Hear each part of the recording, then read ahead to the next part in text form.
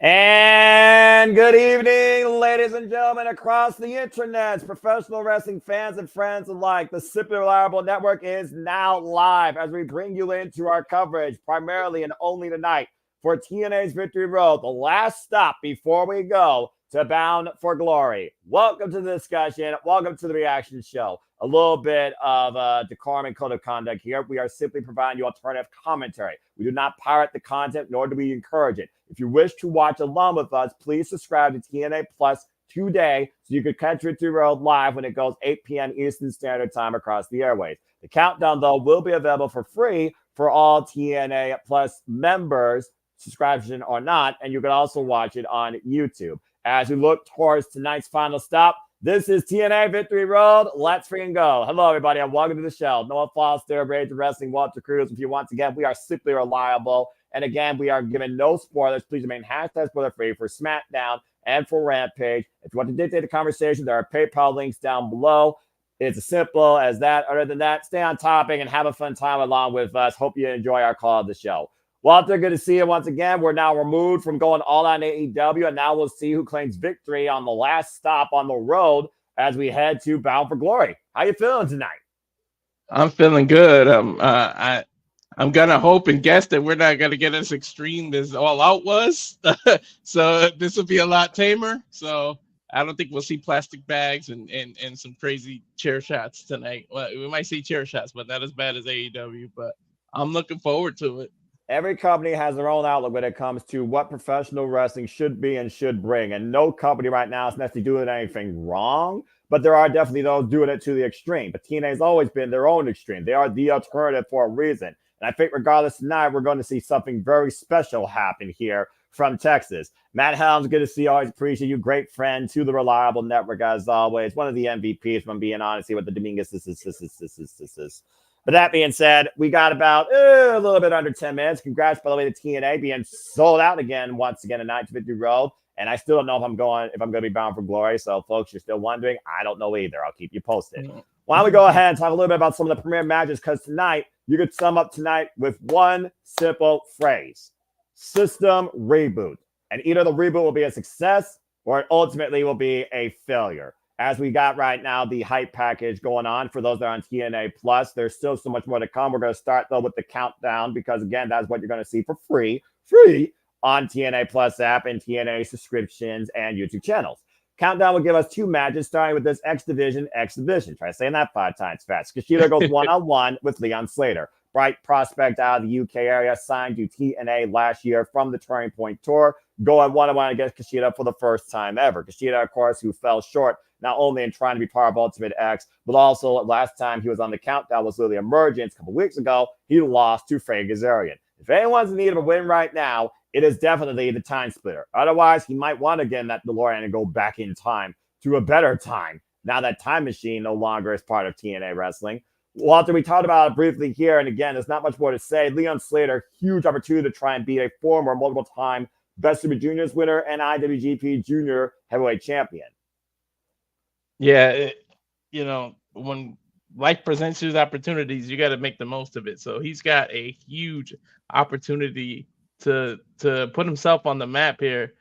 But to me, I hopefully it's Kushida that wins, but we're gonna see. And we saw a weird package, like I mentioned in the prediction of Josh Gresham, and I gotta wonder in the back of my head, like, what role does he play? Because we knew the rivalry between him and Kushida just kind of dropped out of nowhere, and his gimmick completely changed, where he went back to the white mask, and we never really found out if Kushida made an antidote to the poison or what happened. So did it go back to that? Like it's curious. I'm curious to see what they do with that, or do they want us to do the magic, the Men in Black thing, and we're just supposed to forget about it? Because wrestling does that with the storylines every now and then.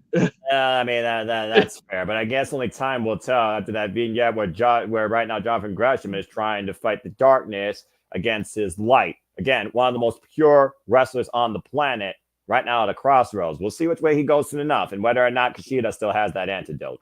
As we move on from there is one other match on the countdown, folks. We have two matches here starting literally 7:30 p.m. Eastern Standard Time, and this is sure to be something. Damn it. This is sure to be quite unique. First time ever tag grudge match. Tag teams on both sides teamed up for the first time ever. Steve Macklin and Eric Young taking on Jake Something and Alex Hammerstone. After Steve Macklin and Eric Young garnered respect for one another after Macklin got the better of Young at Emergence, and both these men have gone to bat for each other, where it seems like Something and Hammerstone have something in common. Bad blood, and they have a chip on their shoulder. Hammerstone, of course, coming up very short on Tuesday night against Obafemi in an open challenge to just oppose the ruler's dominance.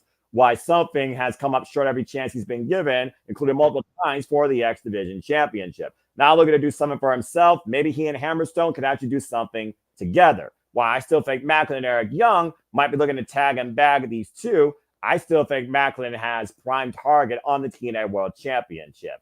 And Eric Young, he's the guy that has lived and died 5 different times over. So honestly, a loss against Eric Young here will not hurt him. We also know the bad blood of him and Hammerstone goes all the way back to Slammiversary when they both came back that night and Eric Young got the better of him. But in my opinion, if Hammerstone and Jake Summit are going to be bound for anything, they got to get the win here. Yeah. We said something about 6-7 times already, but this team is going to be something. Like, they got to do damn, this is such a common word. Do something with these two because Hammerstone just got exposure through the whole prohibited portal in NXT. And he gave a run, Oba a run for his money, and he's this big time guy, and I'm sure people will be curious as to who he is. And what do? You team him with another behemoth. I tell you, Big E would love this because this is a big man slapping man meat, although they're taking on smaller people. Eric Young is no slouch. We all know what he brings to the table, as well as his partner. But you got to go with the Hammerstone. I don't even know what we call them. Like, I know you don't have to give every team a name, but it would be hilarious to a hammer something. Oh, good grief almighty. But yeah, these two behemoths, they got to be like, I'm already foaming at them. I kind of want to see the one tag title already. Like, I want to see them actually throw Jake Something a bone because, damn it, he needs one. He's been on a losing streak for a while. Like, I legit I don't even think he's won a match in 2024 that I've seen. Like, jeez. I think you got to go back to last year, the last time he won. Like, legit. Yeah, you very well might be right. And of course, we are talking about, again, the future of the tag team titles. We can go ahead and segue real quick before the countdown begins towards, again, what could be one phase of a system reboot or a system shutdown once and for all. Let's talk about the TNA Tag Team Champions. Again, the main card, the ABC, looking for the 1-2-3 once again against Eddie Edwards and Brian Myers after beating them at Slammiversary. But ever since the system got that confidence in what they're calling now a system reboot and that 8-man win at Emergence, they finally feel like they are in the driver's seat to regain these titles by any means necessary. Alicia Edwards' involvement is still completely up in the air, considering for the Knockouts Tag Team Championships, due to concussion protocol, she will not be in action. And yes, folks, due to the fact that the participants in that match has changed, that match has been thrown out for the Predictions League, as the Predictions League will officially close entry in 2 minutes. I'll say it once, I'll say it again, though. If we're looking at Alex Hammerstone and Jake Something trying to do something in the tag team division, you got to have faces on the opposing side. And the ABC right now, they are the team to beat in TNA. Honestly, generational pass the torch since they beat the Morrison Machine Guns at the beginning of this year to really put themselves on the map. And also prior to this last year, botched before TNA existed. I think, though, that ABC, though, are going to finally shut the system down once and for all. I don't think we're going to get a system reboot this quick. I mean, they've only had the tag titles since July. And while they got about 3 or 4 defenses underneath their reign, I think ABC has a lot more to give in this third reign as TNA World Tag Team Champions. I think the chance retained. Yeah, I agree with you 100%. And if you're going to do something, there it is again, with Hammerstone and Something, you got to do the heel versus face dynamic. I know it's overused and like nowadays people cross the line and we don't know what's what, but good to see Emmanuel Dominguez there. Dominguez is I don't know if they're both in there, but at least Emmanuel's in there. But yeah, ABC has got to get to 1 through 3, 1, 2, 3, like Michael Jackson in the Jackson 5 here. So I think they come out with the victory. but it won't be easy. But yeah, I'm getting a little tired of the system, and I would love to see some virus take them out. I The don't know. bottom line, we don't trust the system. But again, we know the system will do anything to make sure that they literally run TNA Wrestling. And if you hold the gold, you hold the power. And right now, the power is with Nick Nemeth, the ABC, and the only one that has power for the time being impromptu is Alicia Edwards. But now Spitfire's anything to say about, because Spitfire tonight, it's do or die. If they lose, they are done as a team. But the fact of the matter is they got the win at Emergence, that 6-woman tag, when Alicia Edwards got injured, unfortunately. And now you have a former multiple-time TNA Knockouts Tag Team Champion teaming up with Masha Slamovich for the first time ever. But again, folks, the caveat, Spitfire loses, they must disband. How far do you need to be motivated to actually achieve what you want to accomplish? The goal has always been the TNA Knockouts Tag Team Championships. I think Spitfire finally gets it done, and I think third time's the charm. And I think the system is on the verge of failing without Alicia being involved in the decision. I can see Tasha actually eating the fall more than Masha. And of course, right now we're going in the studio, and it looks like we're getting ready for the countdown to Victory Road. Look at the amount of monitors in that truck. Is that Josh Matthews? Is it? Yep. Producer, of course. Looks like him. And from San Antonio, Texas, action's underway. Let's freaking go. Jay Chung in the ring, capacity crowd on hand. The countdown to Victory Road is underway, and Prediction League's entry is officially closed. TNA champion out loud and proud. I love it. I'm going to assume they're going to start with the tag match. Let me try to. Wrong. No. And we kick things off with an X Division exhibition with one of the brightest stars to come to TNA Wrestling, Leon Slater. Bring us in, Jay Chung. And Leon Slater, of course, has been impressing the TNA faithful since last year's Turning Point, where Scott D'Amore gave him his contract. We've also seen Leon Slater team up alongside the ABC in trios action, getting the better of the Rascals. A very promising upside to this young prospect from the UK, who might be as bouncy as Javon Evans, but is also younger and is 5 years in the business at 19 years of age. Yeah, and how much experience does he have? You want to let the people know. Well, as I said, he's from the UK and he has 5 years of experience. But again, you want to talk about experience, it's hard to argue the level of experience that Kushida brings to the wrestling business. One half of the Intergalactic Jet Sledders, and of course, the Time Splitter, former multiple-time IWGP Junior Heavyweight Champion. In a way, I could honestly see Kushida being a mentor for Leon Slater, the same way he's been to Kevin Knight. You know what? That's actually not a bad idea right there. And of course, we talked about, again, this is a stacked card, and Kushida has had his fair share of rivalries lately, including against Frank Kazarian, who beat him on the countdown to Emergence. Kushida going to bounce back tonight. I like Kushida's music alone.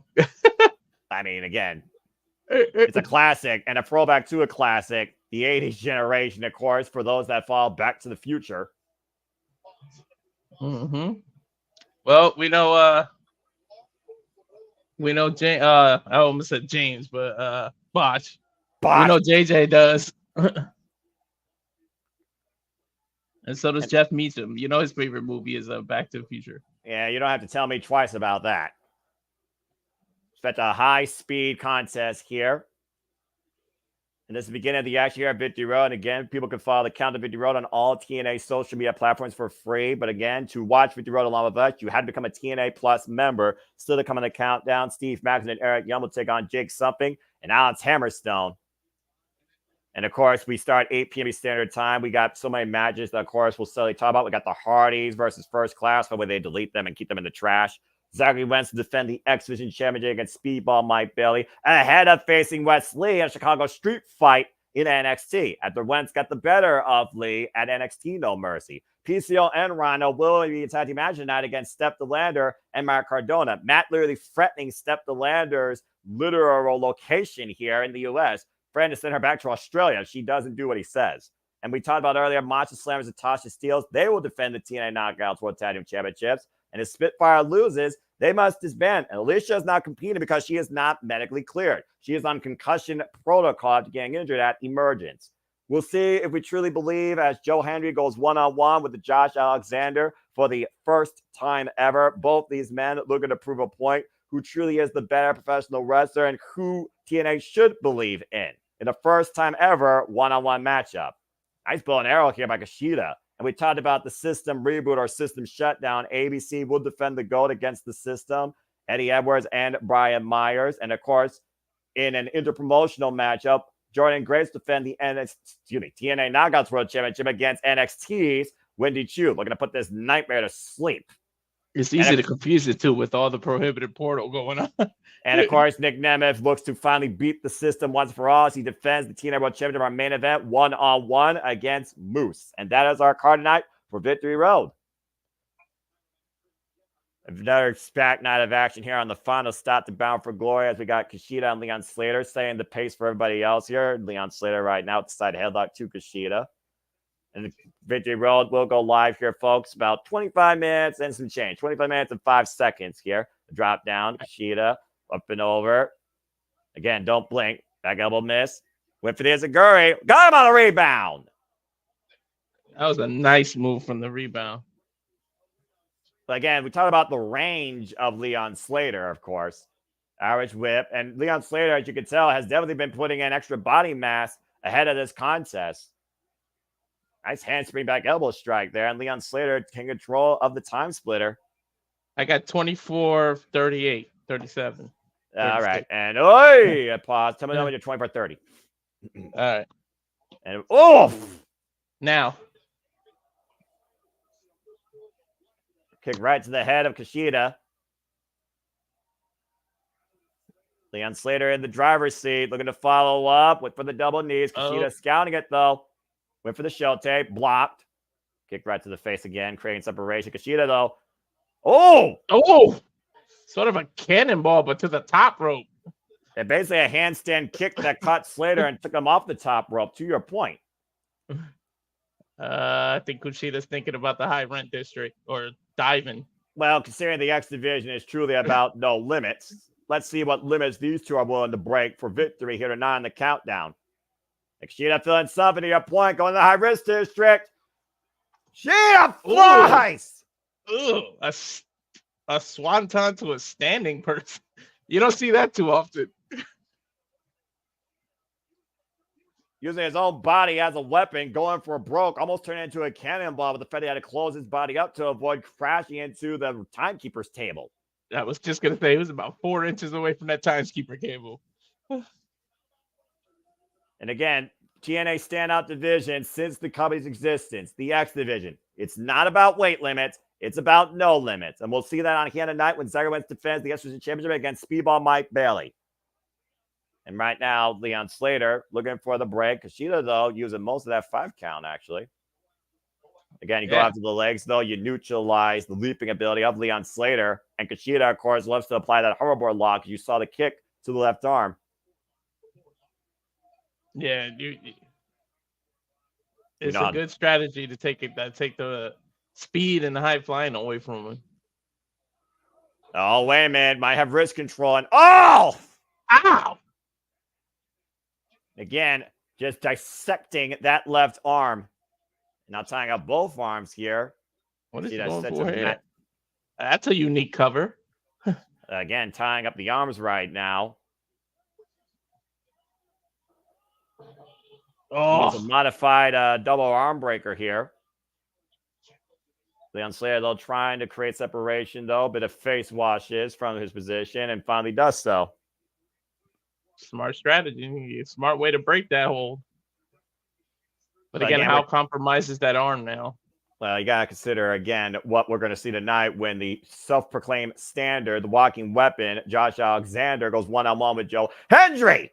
And how well these two men scout each other. It's then this first time ever one-on-one matchup. Kushida, though, back in the driver's seat. Beautiful drop kick takeover. I think he's got Slater in his sights. Slater trying to get up in the corner now. Looking for that big shot there. She has a juice in front of Liger. Slater was out of the way, though. Runs in with the drop kick. High drop Cover kick, too. I hope they show the replay on that. Slater got some height on that jump. Yeah, think about that. That was not even a hesitation drop kick. Shades of Kenta or Kesa or Jabba, depending on who you give it to. That was just a straightforward forward jumping drop kick. The launch off.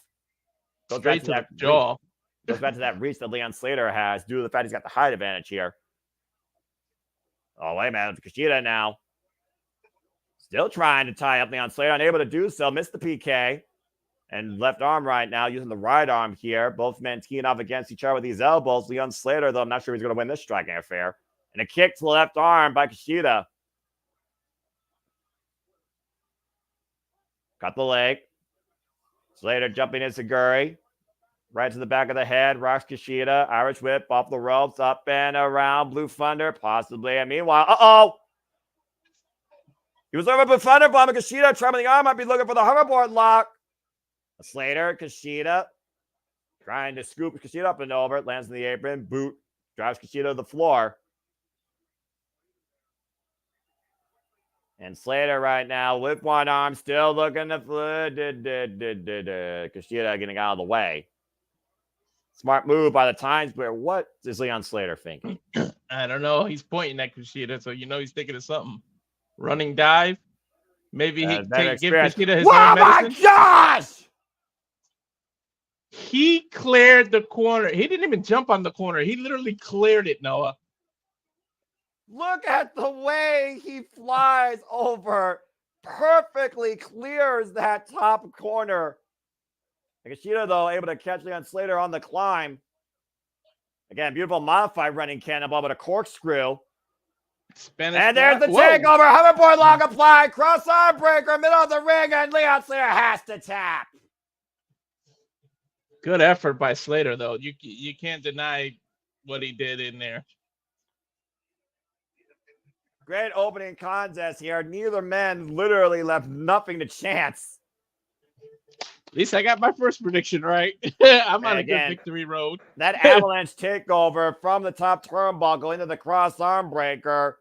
You didn't even have to do the hoverboard lock. That was just a straight up, fully extended cross arm breaker for the win. Well done by the Time Splitter. And this is just a little bit what the X Division has to offer. And we'll see more of that on can later tonight when the X Division Championship's on the line.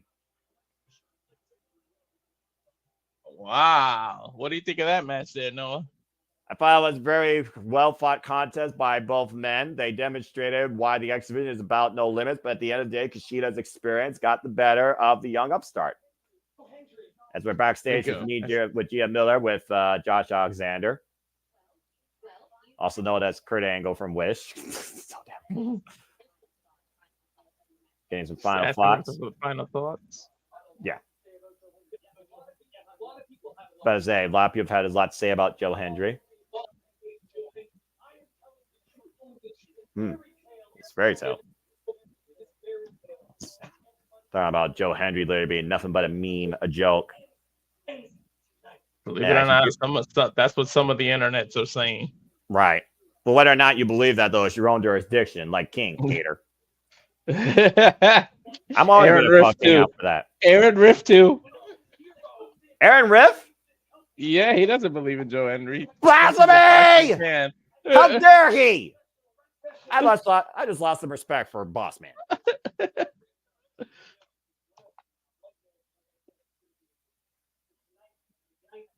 Josh Alexander again, looking to show why he is the standard and Joe Hendry is nothing more but a gimmick.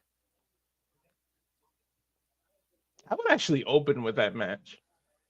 I mean, it's one of those matches that I feel should be a great way to open the show, but also could just be one of those that sets the pace of the card in the middle. I mean, again, you look at what we got with the TNA Knockouts world, the TNA world, and Josh Alexander and Joe Hendry. All three of those pretty much are triple main event. Yeah. You know, TNA doesn't call their stuff triple main events, but they pretty much gave this one without announcing it.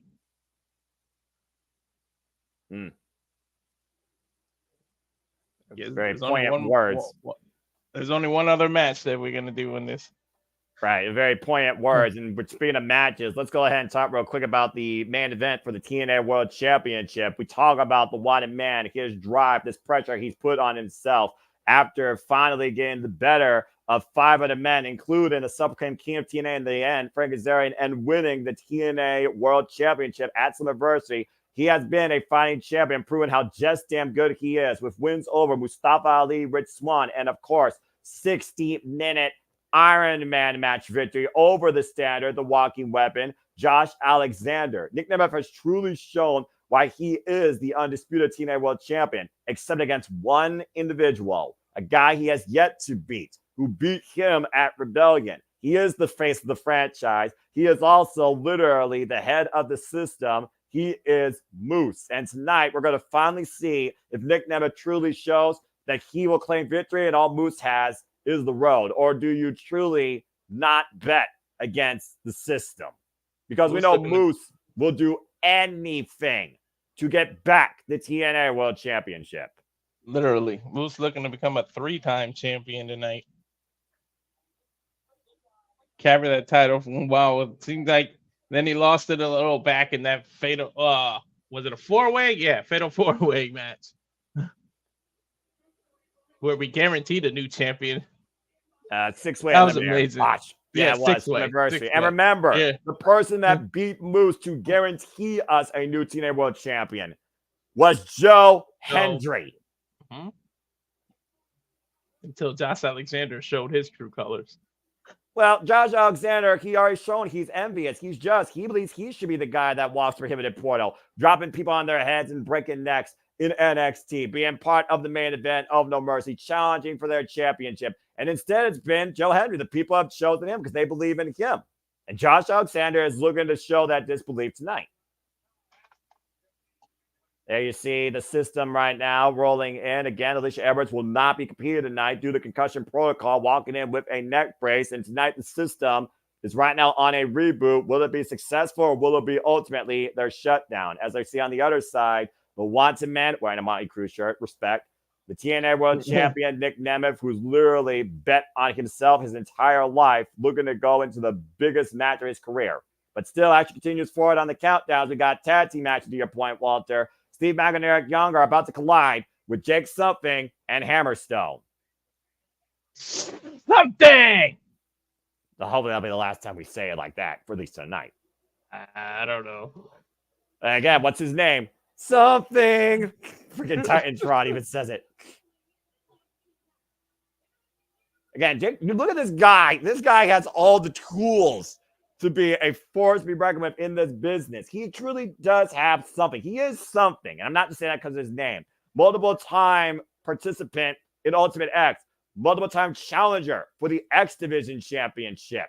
But he's never won the big one. Meanwhile, Hammerstone ruled MLW. And since coming to TNA, though, he's had his fair share of bad luck against the likes of Josh Alexander. Hammerstone is a specimen. Both of these men are specimens. And both of these men are coming in here with a common purpose to show TNA exactly who they're dealing with. That's got to be almost 500 pounds of pure muscle between the two of them. Give or take. Arguably two of the biggest, meanest, baddest workers in TNA wrestling right now. In tag team action for the first time ever. And of course, we saw Alex Hammerstone Tuesday night take on the ruler of NXT in a non-title match, Obafemi. Great effort, but came up short. Normally in a match like this, I would say, well, chemistry would mean something. This is the first time Jake Something and Hammerstone have teamed up. But when you think about it, Steve Maclin and Eric Young haven't teamed up before either. So yeah, it's literally the first time across the board. You got respect versus envy. That's what the tail of the tape is on both sides here. And Steve Maclin, a former TNA World Champion, the first man eliminated in that Slammiversary 6-way eliminator. But of course, he got the respect of Eric Young, saying that I will literally go to war with this man at my side. And we saw what happened with these two at Emergence. How combat. Not a bad man to have your back. Eric Young, who's been through it all, has been to the mountaintop several times, has literally held every title that a male can hold in the TNA company. I'm glad you said male and didn't talk about the one asterisk to that. I know. The world-class maniac teaming alongside Mayhem here. Man for all, tag him and bag him. Eric Young and Steve Maclin, who of course have been on the opposite end of these attacks and attempts and cheap shots by Hammerstone and Something. Remember, it was Jake Something going one-on-one with Eric Young a couple of weeks ago, and we saw how that ended, and Macklin came to Eric Young's aid. Last week on TNA Impact, we saw Macklin literally face Hammerstone. While I got the better of him in a pinning attempt, it was Something that was looking for a double team, and Eric Young came to Macklin's aid. Both these men went to bat for each other, and now looking to do the same tonight. One team formed out of respect for one another, gained after a one-on-one match. Another team formed maybe out of necessity. Both just don't know where they're going at a float right now. Maybe say together we can make something out of ourselves. And to your point, Hammerstone and Jake right now looking to make a name for themselves at the expense of one of the TNA OGs. And honestly, you could say that Macklin has been one of the faces of this generation of TNA. No matter his attitude, everything he's done has been for TNA wrestling. He calls this his area of operations for a reason. Of course, former serviceman, respect. Yeah, definitely respect.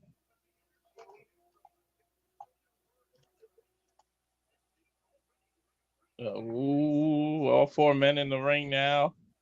I look at Eric Young, I look at Steve Macklin. I think the fact that they have respect for one another makes them, I feel, the more workable duo here with more of a purpose. While, again, emotions can only take you so far, especially when your emotions are driven by anger. Something in Hammerstone getting the better of Macklin and Young here in the early going. Again, traditional tag team match. And so far, we have not had full control established yet by Frank Costello. No, we pretty much gotten tornado rules right now. Now, honestly, with who we're dealing with, I wouldn't be surprised if it comes down to that. Whoa!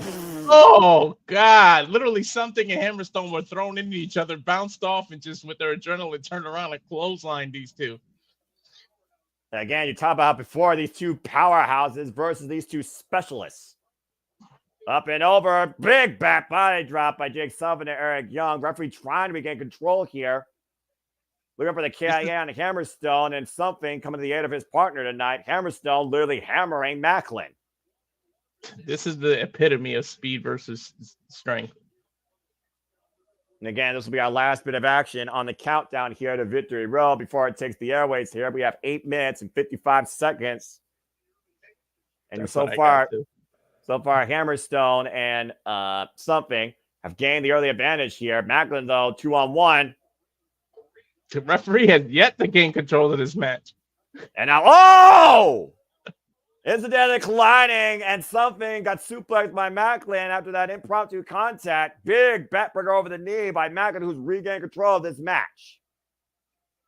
Hey, you got to give Macklin credit for his strength, being able to pick up both of these men and hoisting them. We know what Macklin can endure. And again, a miscommunication as Something collides in Hammerstone. So clearly we're seeing right now who is working better as a unit. And Macklin literally just pounding away this wall of humanity in the corner. Something out. The complexity of this match truly has changed in the last minute. Is it Macklin and Hammerstone that's legal? I kind of lost it. At this point, I don't think the referee knows for sure, but I'm guessing based on what we're counting, I'm going to say yes. I mean, 10 shots right between the shoulder blades. And meanwhile, Hammerstone hung up in the tree of woe, and Macklin might have him in his crosshairs. Might be looking for a running drop kick or a knee. Tag him, bag him, whee, slides out of the way. And Something just ran over Macklin. Great athleticism by Hammerstone to be able to literally sit out of the tree of woe position to avoid whatever Macklin was going for. And just like that, in one moment, the match complexity has changed once again. Control given to the powerhouses. There was no tag. Something just literally walked in.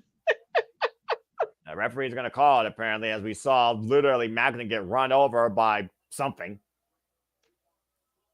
Again, we are sold out here tonight at Victory Road. I love seeing that. And, of course, the total nonstop action will continue here on the Super Reliable Network as well as TNA Impact. The next time we cover TNA, it will be Bound for Glory, October 26th. And that comes to us from Motor City, Detroit, Michigan, Wayne State University Field House. And, of course, after that, we'll be heading into November past the Thanksgiving holiday, the turning point in Winston-Salem, North Carolina. And our final stop of the year will be Final Resolution in Atlanta, Georgia, December 13th. And Simply Reliable, the Reliable Network, will keep you in tune with coverage on all those events through the rest of the calendar year. Whoa, my! Nice double team there. Something with the cover gets a 2 count. Macklin needs a tag desperately right now. And again, for more information regarding all those events I mentioned, you can find details on TNAWrestling.com. Become part of the TNA Fit for the Day and check out Total Nonstop Action when it hits a town near you. Dr. Goy still up in the air for me. Hammerstone right now controlling Macklin. Oh, Macklin's on the back door, though. The roll up, the cover. Gets a 2 count. Making it up in the air. Macklin having to roll over Hammerstone. The Psycho Knee just dropped Hammerstone and both men down in the middle of the ring. And both in desperate need of a tag. Yeah, but in my opinion, Macklin is more desperate. Eric Young has not even been involved legally in this match yet. Tag made on both sides. Eric Young to meet something, the world-class maniac versus this anomaly. Discus clothesline in the middle of the ring. And of course, Eric Young, we talked about he's literally done everything here. He was involved in the very first Victory Road in this company. Damn, that says a lot.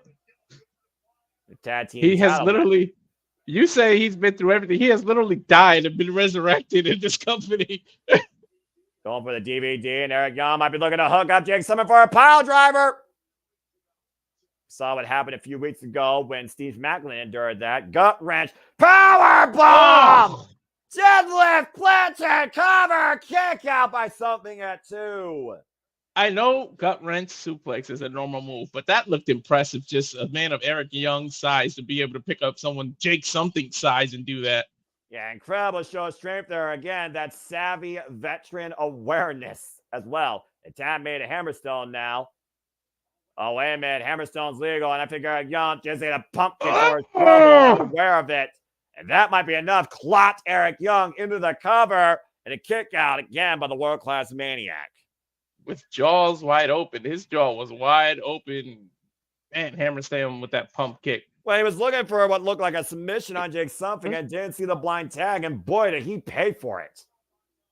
Yeah, that was oof. And again, Eric Young also recovering from the beating he took from Hammerstone. Let's not forget, Eric Young and Hammerstone both came back at Slammiversary, and Eric Young got the better of him. Ooh, Hammerstone now in that tree of woe again. And again, this time, caught in the crosshairs. And Eric Young in position. Massive elbow drop to the heart of Hammerstone cover. Yeah, Jake something with the save at 2. And again, for two teams that are literally teaming up for the first time ever, incredible wherewithal there by Jake something, literally saving the match and his partner. Oof. God. We're just seeing bodies hit the mat. Tag. Let me know when something kind of spine busters Macklin. I think he did that, and you'll see a tag to Hammerstone here in a moment. I think both these men are literally ready to plant Macklin and Eric Young in the earth. Torture rack. So all right, let me know when he's got the torture rack. Now Hammerstone with the torture rack on Macklin.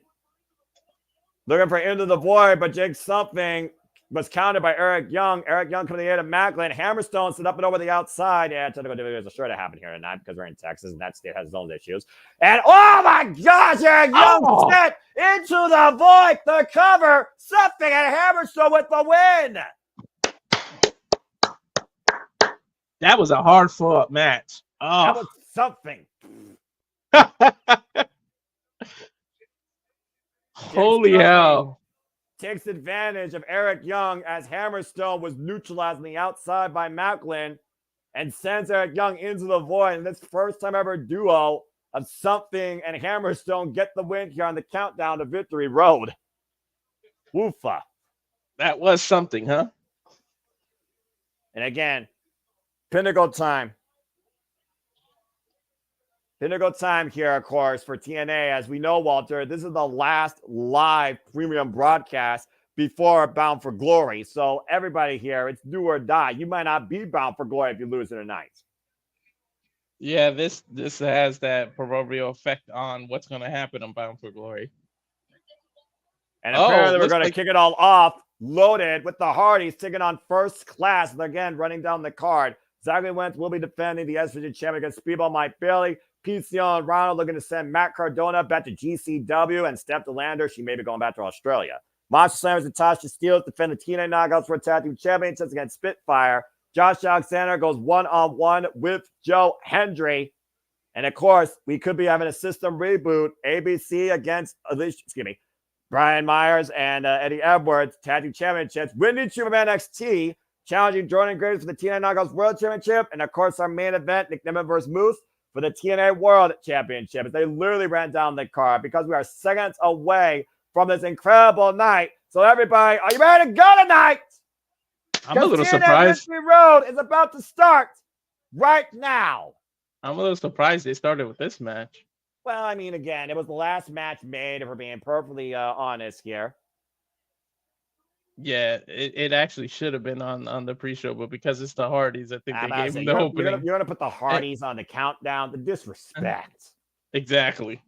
As we transition feeds here, and again, folks, you could be along with us for the ride if you also are a TNA plus subscriber. Man, this is gonna be fun. backed out and hit play on Victory Road because the transition FBI. Sometimes is a pain in the butt. Yeah, it really is. I've got FBI warning on my screen. We'll figure it out. But honestly, if we trash First Class match, I really don't care. Oh dear, I forgot Cheez-Its. Oh, I'm a bad person. Oh yeah, you did forget the Cheez-Its. I got the Ritz Bits over in the corner. If that friggin' team ain't even worth the Cheez-Its at my Dollar General store.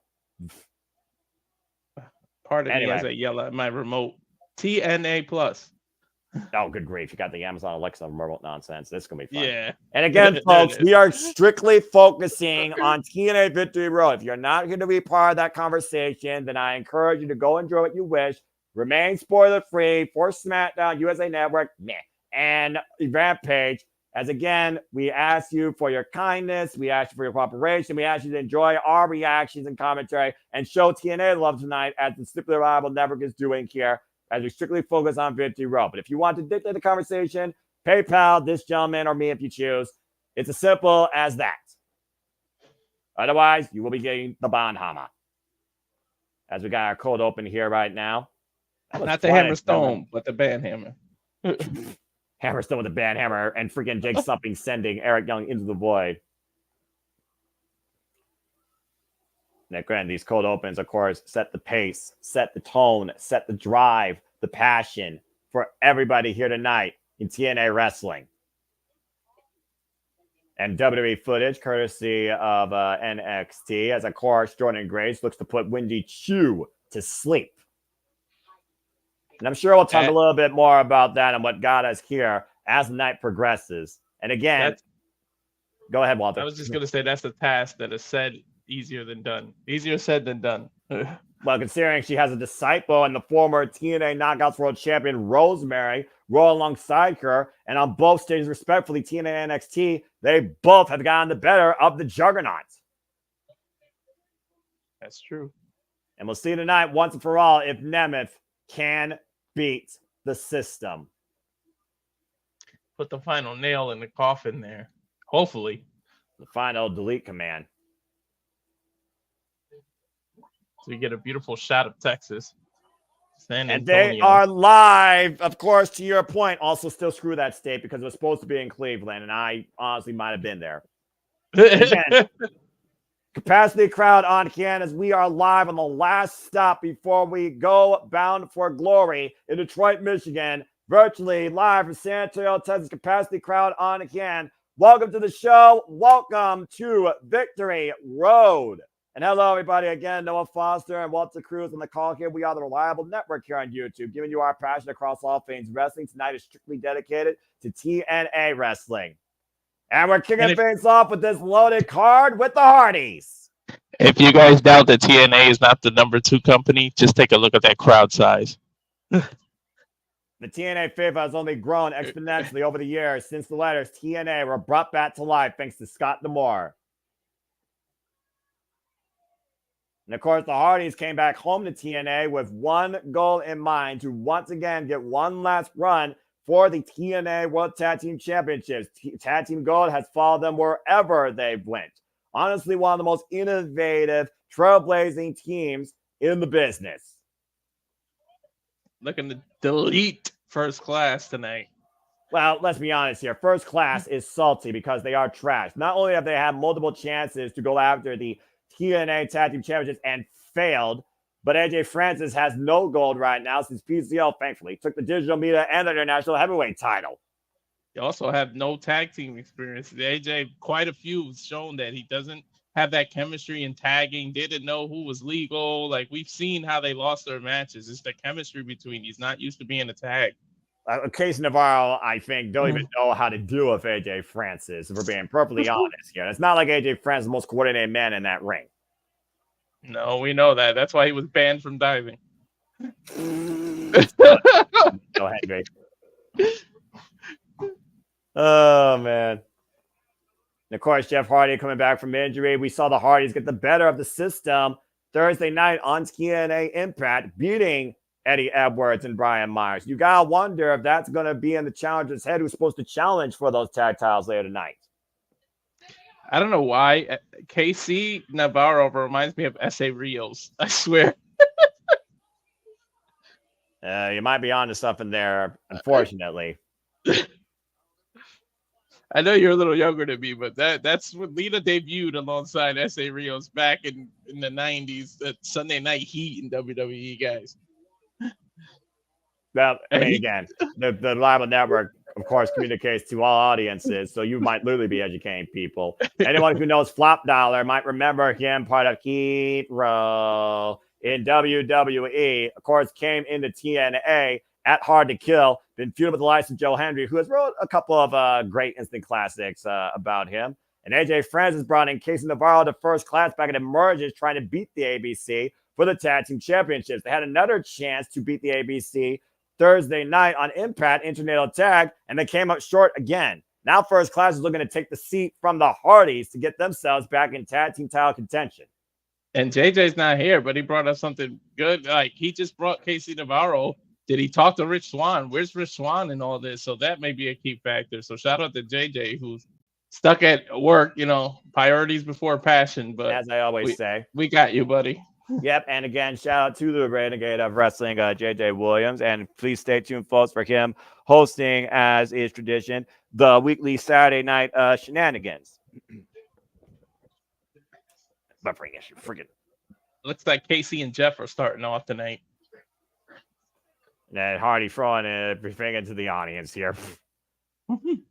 I mean, again, it would be a massive coup for First Class to actually beat the former WWE, TNA, HOG, ROH Tag Team Champions. Again, you'd be part of the conversation, folks, using the hashtag TNA Victory Road.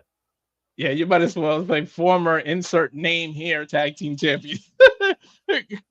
Pretty much. I mean, and again, Matt Hardy, iconic Matt Hardy, former TNA World Champion, and Jeff Hardy, former TNA World Champion.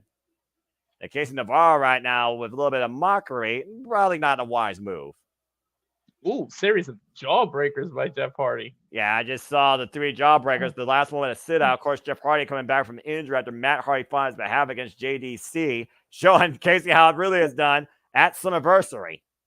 I don't think I've ever seen someone do 3 jawbreakers in a row. Usually that's a release move. Well, I mean, when you insult Jeff Hardy, you kind of put the quorum out the window. Whisper in the wind. Possibly. No, the step up. You know the Hardys play, but man, that's poetry in motion. Wipe out Case Navarro up and around, taken down with the side slam. The Hardys right now firmly in control here. And you see AJ Francis might be getting a little bit worried. Hey, AJ's got some reach. You saw how far his arm could come out the tag? Damn. Well, I mean, I'll give credit credit's due. The damn goober is a giant. Case Navarro flying back, though. Knife edge chops to Matt Hardy, the sidestep. I think he goes about 6'7", 330. And right now, Matt Hardy looking to delete Casey Navarro.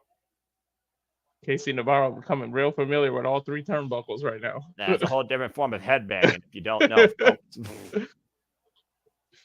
And the Hardys right now from the control. Matt Hardy up to the second rope.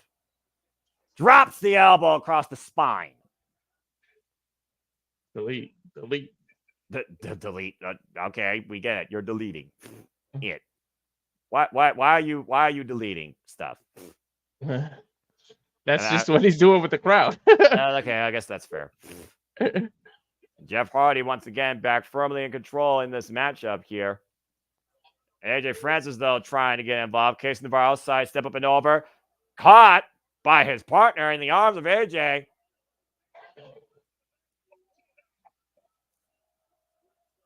Matt Hardy. The stretch leg lane from Matt Hardy. AJ, though, looking for a cheap shot and gets decked for his troubles. Matt Hardy trying to work his way back in the ring. Francis not legal, by the way, might I add. Dropped toe hold, though, to Matt Hardy and Casey Navarro. I don't think Francis has been in the match, period, yet. I think you're right, honestly. Stop showboating and tag out. That's what they need to do. This I mean, again, I think this is the problem when we look at these two, all right? Let's just put it out there. The problem with these two is the fact of the matter, they have no chemistry. Yeah, they got a common goal, but clearly the cohesion isn't there. And if you're going to make it in tag team wrestling, you need that nonverbal trust, and you need that nonverbal reliability and awareness. In case Navarro and AJ Francis clearly don't have that. Not at all. I'm just saying. Finally, AJ Francis is in the match.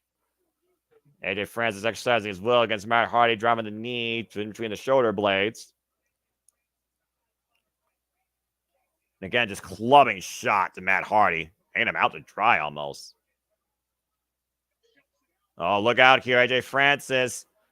Oh, Sam up for the knee strike, and flop goes up and over the top rope. I'm going to pause for a second. I think I'm a little ahead of you.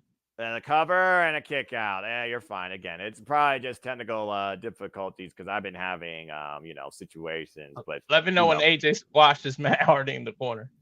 Well, I mean, again, about to say, for those that want it, it's not AJ Styles. Hail to the no. It's flop down. I meant AJ Francis. Sorry. we need to be more specific when we say AJ because that's a disrespect to the man that literally built the house TNA. Yeah, sorry about that, AJ. About to say, of course, we haven't seen AJ Styles in action. Death! Since he faced Marifuji and Nola. Double leg cover. Kick out. Again, though, we did talk about, though, as much as Jeff Ross roasting these idiots, if First Class actually gets a win on the Hardys, that is going to send them into the stratosphere. Yeah. Taunting Jeff Hardy here. Okay, that's where I'm at right now. AJ taunting Jeff. That is the worst looking time I've ever seen in my life. Yeah. What's up, Bob Tip by AJ? What the hell? Yeah, I just saw this one time. What the hell?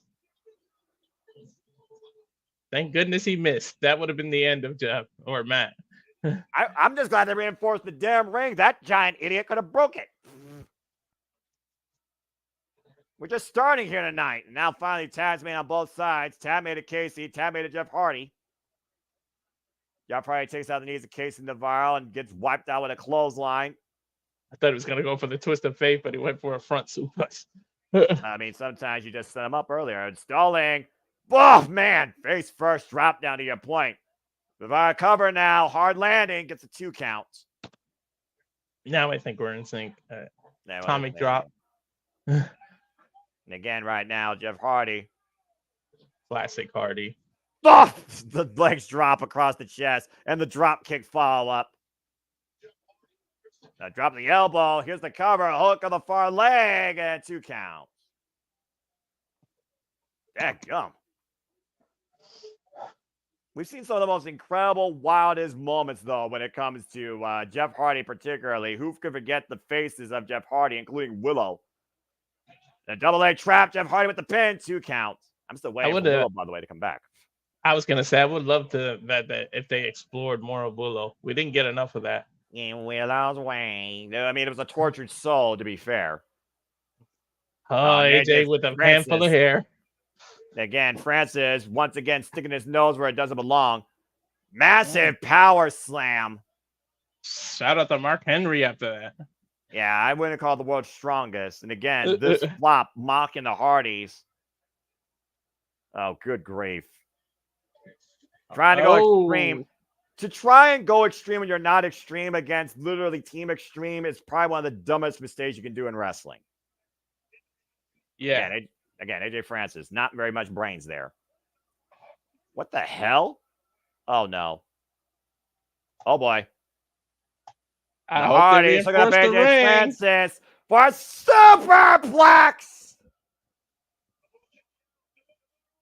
With Navarro with the spin leg front splash to cover on Jeff Hardy. And Matt saves the match at 2. That was close. And take a look at the Hardys here, literally bringing it all out, taking AJ Francis up and over. In case Navarro trying to take advantage, beautiful split leg frog splash. RVD be proud of that. Not 5 stars worth. Cleveland was a 3 count. You got to give Navarro credit, though, the way he waited patiently and came in out of nowhere. Going for the twist of fate. Thrown off, though. AJ Francis fighting back Matt Hardy again. Got him goozled. Catching Jeff Hardy out of the air. Got both men goozled. Double choke slant. Oh, no. Nope. Counter. Gets the midsection. Oh! DDT! Clothesline over the top rope. And he flops again. In case Navarro's still legal, though. Back in the ring. Hooked up by Jeff Hardy. Up and over. Kicks in the midset. You were calling for it earlier. Wow! Twist the fate into a side effect. That was beautiful. And Casey left all alone, and he might be sentenced to deletion. Get to midsection. Who said you can't teach an old dog new tricks? And another twist of fate. We know what Hardy Jeff is going for. And Jeff's feeling something here tonight at Victory Road. Imitation, the sincerest form of flattery. Let him show you how it's done with the Swanton Bomb. Cover. Hardy's with the win. No, I got that prediction wrong. And once again, my statement remains true. First class is trash. Too much showboating, not enough tag team wrestling brilliance. The Hardys pick up the winner in 9, our opening match at Victory Road. Definitely too much showboating. Yeah, I mean, if anything, you could say AJ Francis has a lot of things. He is not a charismatic enigma. Jeff Hardy's showing you exactly how it's done.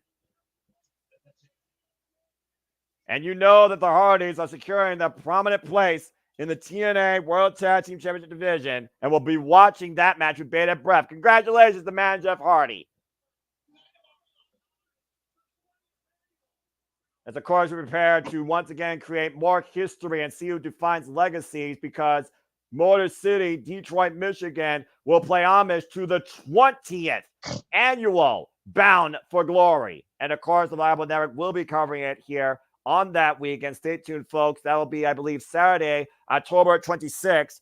And it's still up in the air whether or not I will be bound for glory. So stay tuned, because you might not have me on your screens that night. I haven't been to the Impact Zone since Slammiversary 2021. So I do hope I am bound for glory, as we all will be Saturday, October 26th. I've never been to a TNA show. Burrow, you are missing out. In Detroit, Michigan. The biggest event of the year.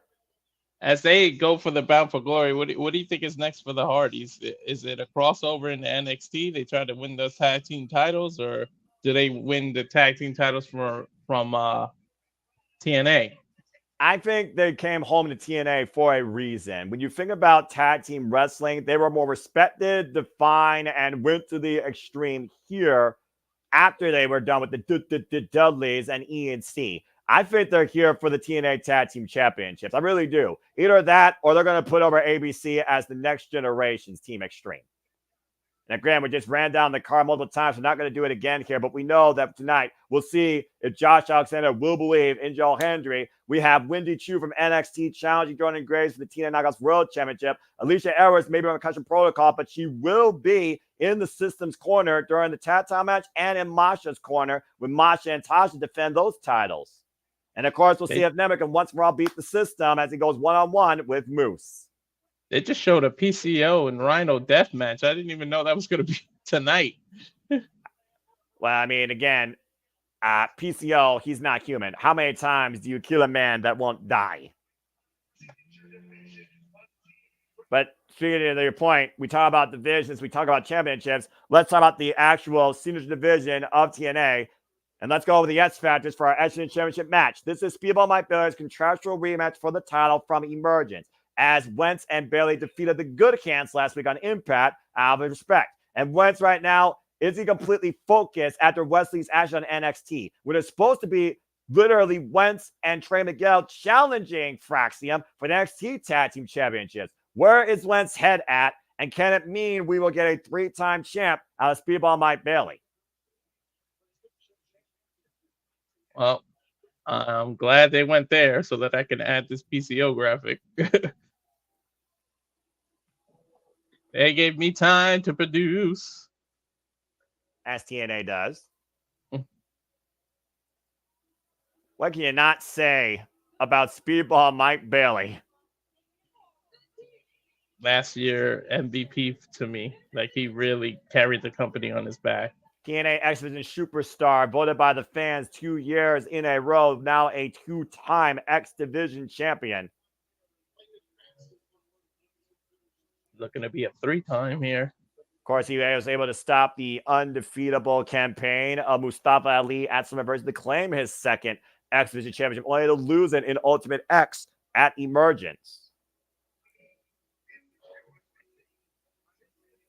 One of the most respectable, dedicated athletes in the wrestling business.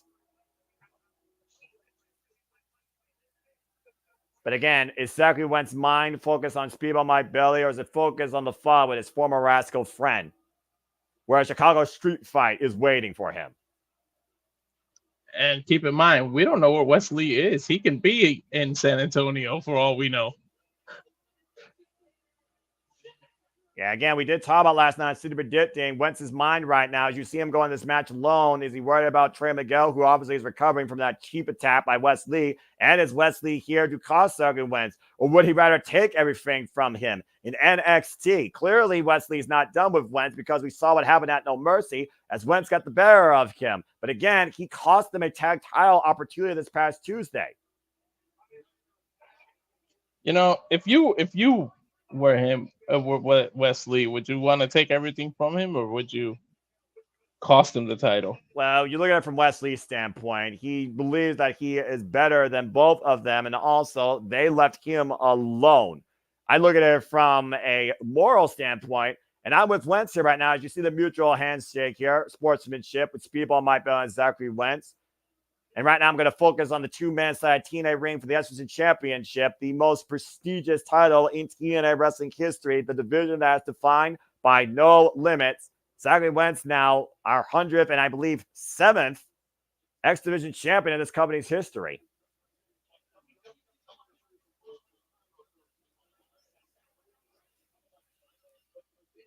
And of course, we saw Zachary Wentz also represent TNA with that very title on his shoulder at No Mercy. Everything about Zachary Wentz so far has been redemption since the fall with the Rascals. We'll see if he gets to see it on his own now in this business, now that he is the X Division champion. This is a huge test.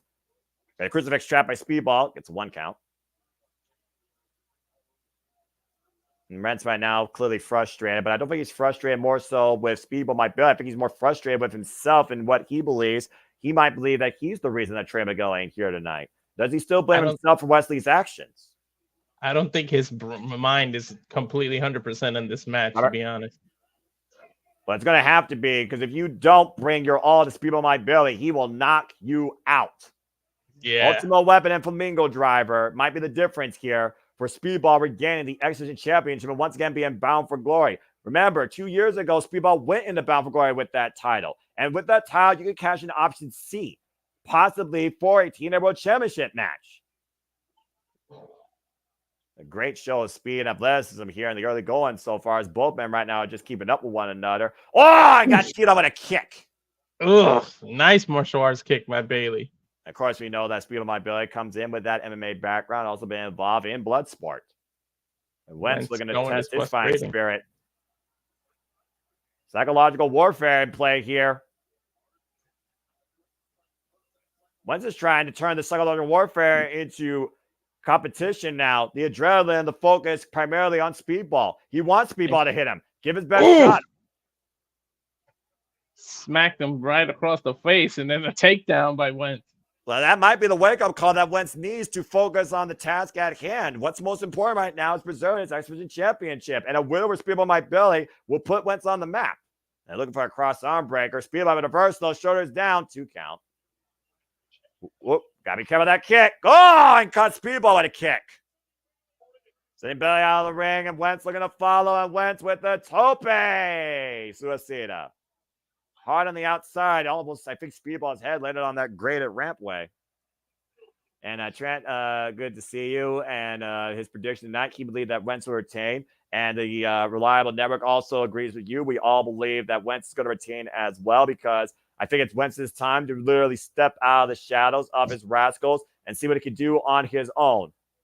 And on the opposite side, I think it's time for Speedball to go after the TNA World title. I think not to say anything's wrong with the X Division title, but I think he deserves a title shot.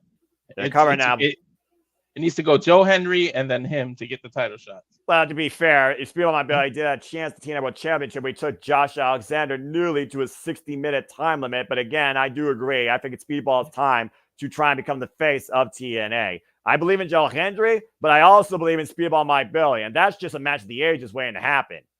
Oh, imagine those Speedball two. triangle moonsaults! As Wentz goes down, you were saying. I was just saying, imagine Joe Henry versus Speedball Mike Bailey for the TNA World Championship. You can take my money. But people have been waiting for Speedball Mike Bailey to cross the prohibited portal into NXT. Imagine what he could do there against the likes of certain athletes. Mm-hmm.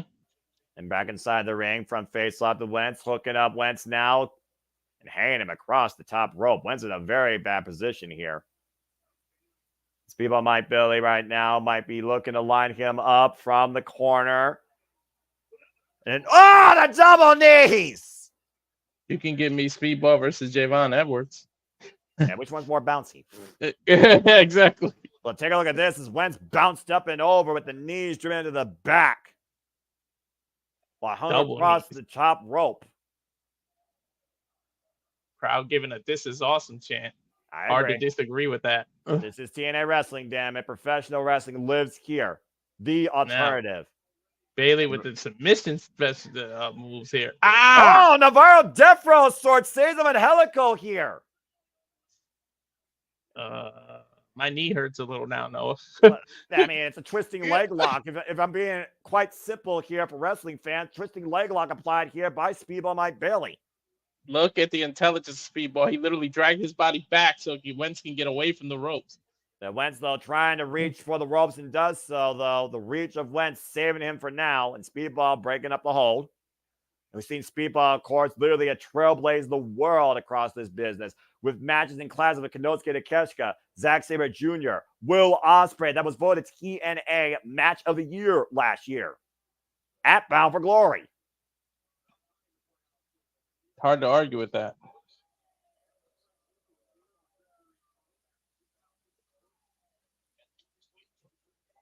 Irish whip, reversal Irish whip, and taken down with the Manhattan drop. Wentz right now, the sweep of the leg. Now Wentz trying to build some momentum. Went for the PK. Speedball scouting it though. Schoolboy counter.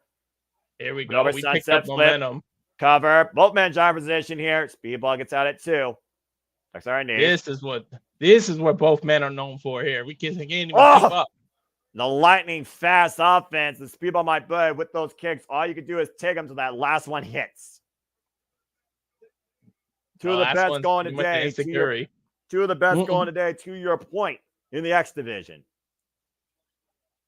And of course, you saw Speedo might be able to get that incredible moment in his hometown of Montreal when he won the X-Division Championship via submission against Mustafa Ali. Spinning Silva, bends Wentz over, axe kick, and just teeing off against the X-Division champion. Damn, he's got him reeling. And Speedball looking for the running. Woo! Lands on his feet, though. Running shooting star. Wentz able to scout it. Oh! Nice ankle pick. German suplex. Follow up by the X-Division champion. Zachary Wentz showing his strength. That was a deadlift, German. Yeah, you saw him, though. Very stuttered step with that rising knee strike in the corner. Followed through with the snapmare PK kick. And looking for the shooting star. Running shooting star. Speedboat got out of the way. Both men looking for the same move. Both men scouting it. And both men waving that kick on both men down. Talk about a stalemate. This is where the pay-per-view has picked up. Well, again, we talk about people that have defined this company, defined this division. Samoa Joe, AJ Styles, Christopher Daniels, Chris Sabin, record time, 10-time X-Division champion. Some of the all-time greats. If we count to 5. 6 now. Both men starting to stir on their knees now. Kind of 7 here by the official, and both men, to your point, literally fighting it back up to their feet. These elbows. Yeah, ouch. Very even matchup here. I don't know what's more lethal, his kicks or these elbows. Damn. Jury's out on that. Big forearm shot racks it. And Wentz asking again for Speedball to hit him. Test your might. I wouldn't slap him. I'll go for the kick at this point. He wants it, though. Here it comes. Oh, boy. Huh? Oh.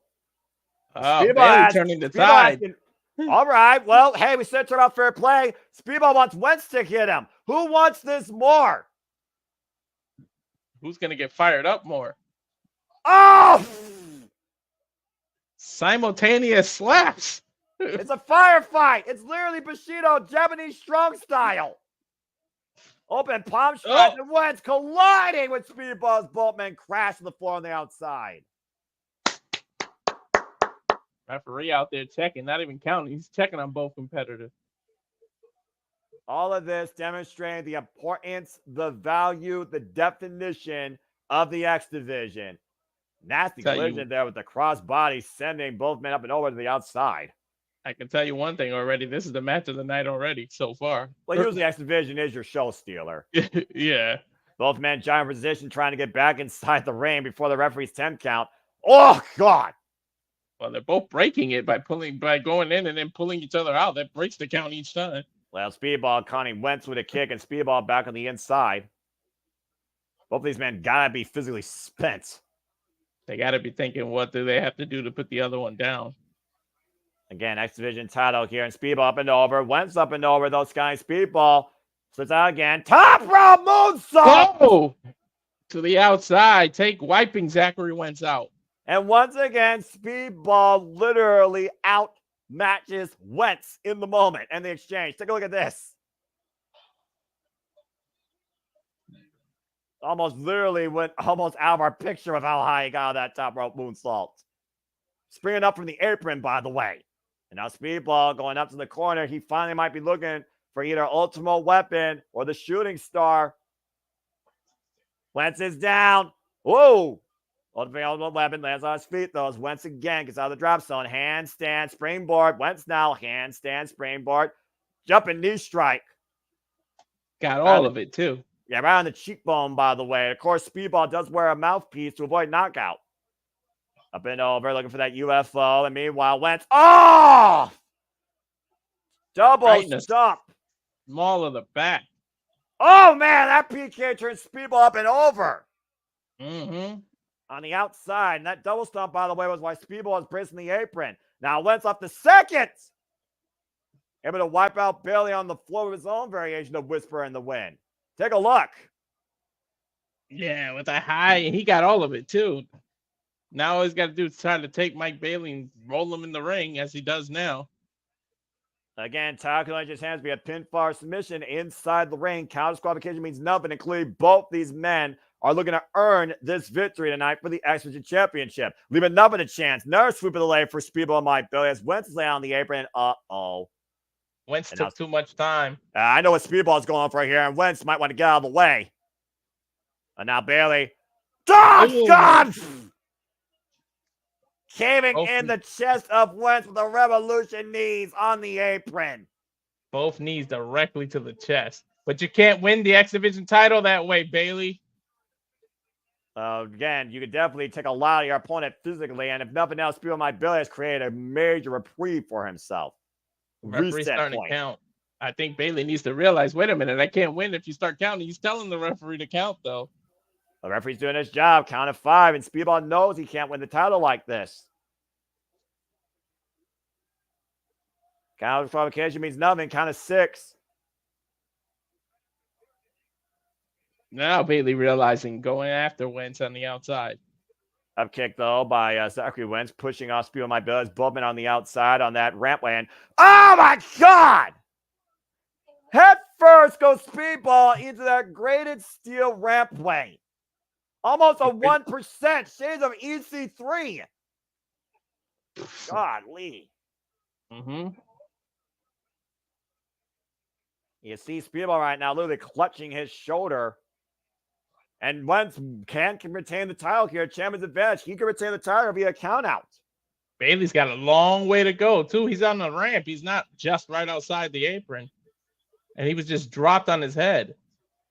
And again, Wentz will retain via countout. Referee count up to 5 as Wentz is finally getting back up to his feet. And Speedball, to your point, trying to crawl his way back inside the ring. Unable to. Count of 7. Speedball trying to get back inside. Count of 8. Again, little loopy off that DDT. Count of 9 and makes it in. Double stop on Wentz, though. Right into the spine.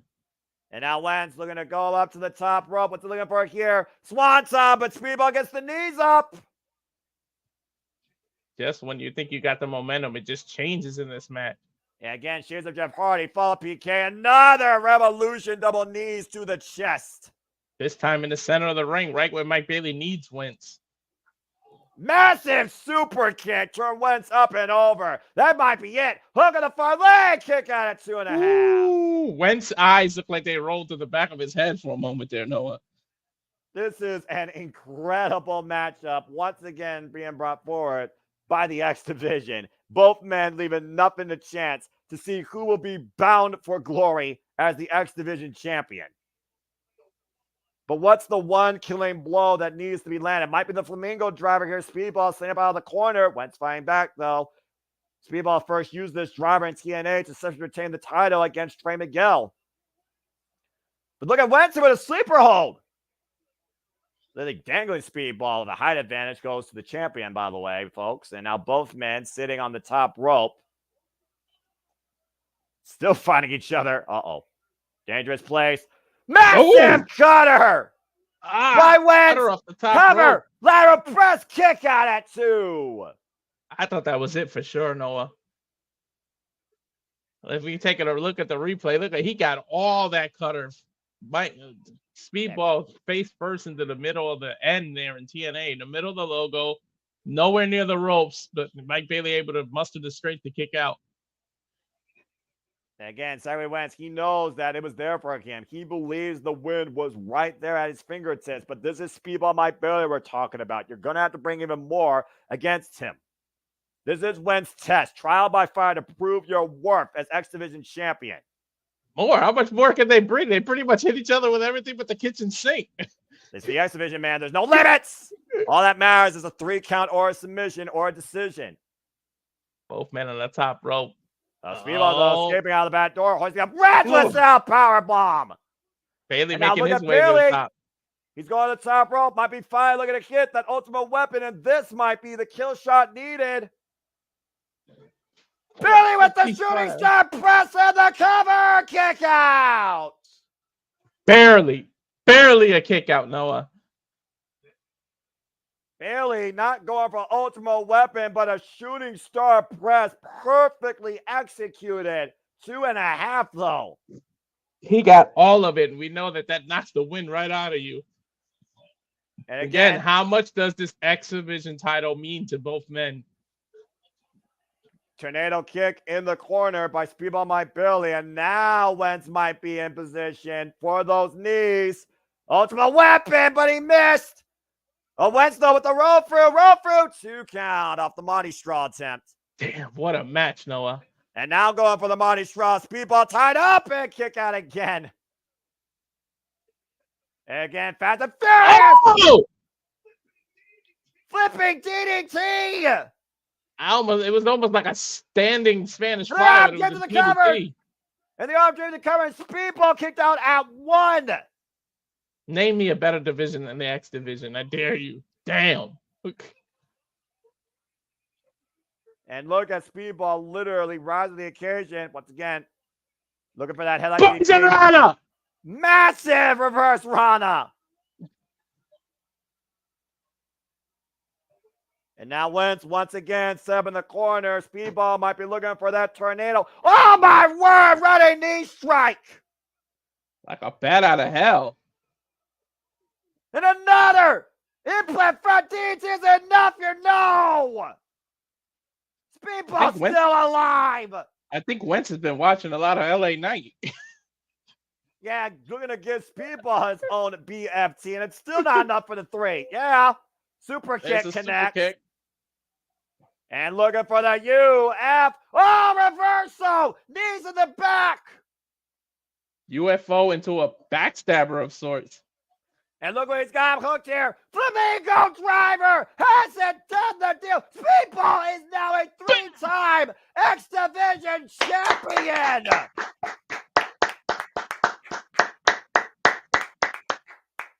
I was not expecting that, but damn it, I don't mind being wrong, Noah. At the 18th Victory Road, Speedball Mike Philly finds victory, and once again, X Division Gold, the Flamingo Driver, planting Wentz on his head and neck for the 3 count.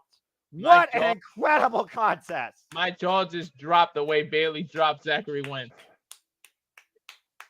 Speedball Mike Billy put out absolutely all the stops and found what he needed in the end, the Flamingo Driver, and now is a 3-time X Division champion. But you cannot not devalue the effort of Zachary Wentz.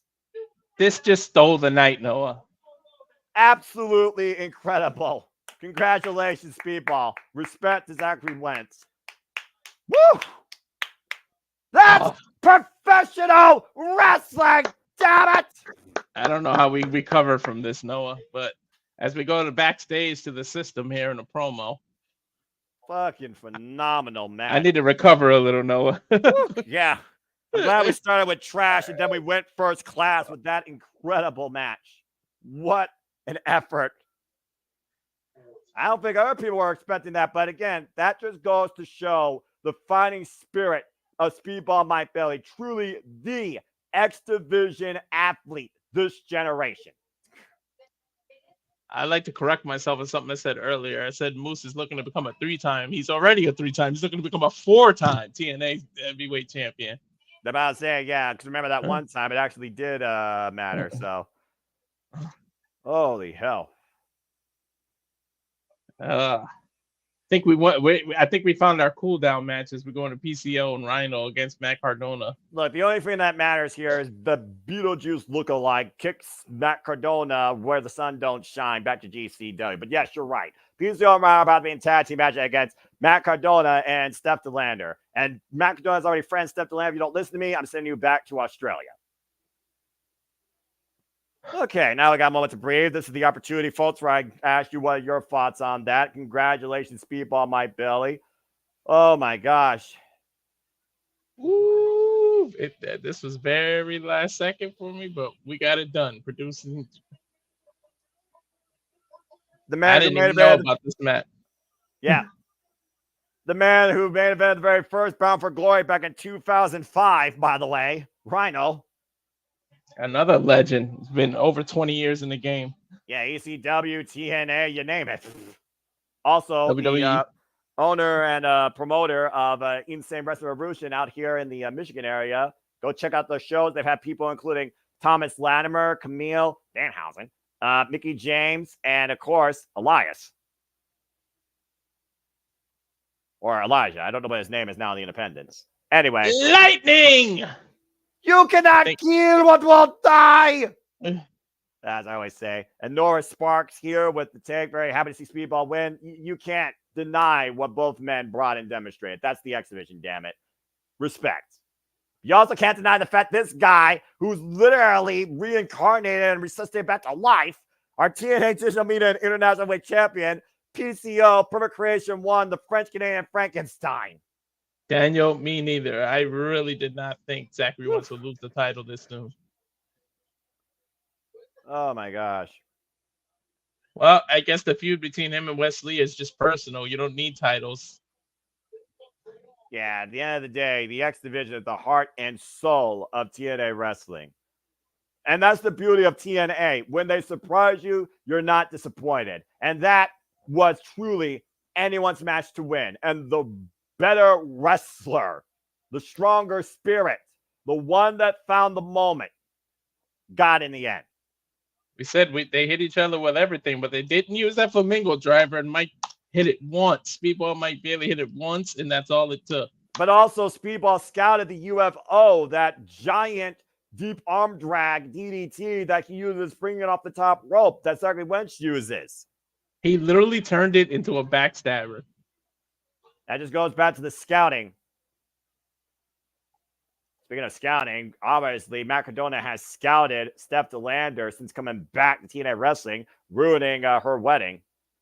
This would be very interesting if Steph and PCO have to get in the ring at the same time.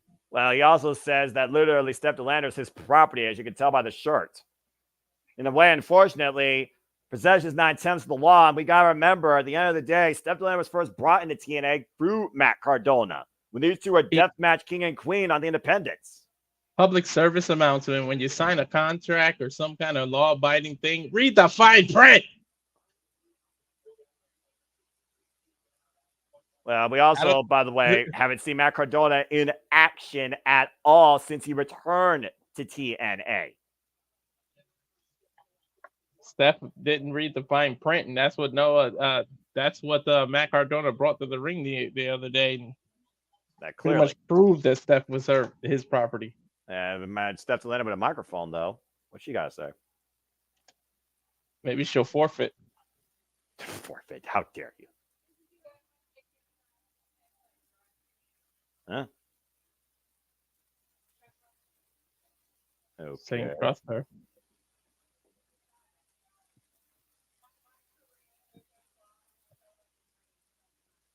Her career's far like a dream.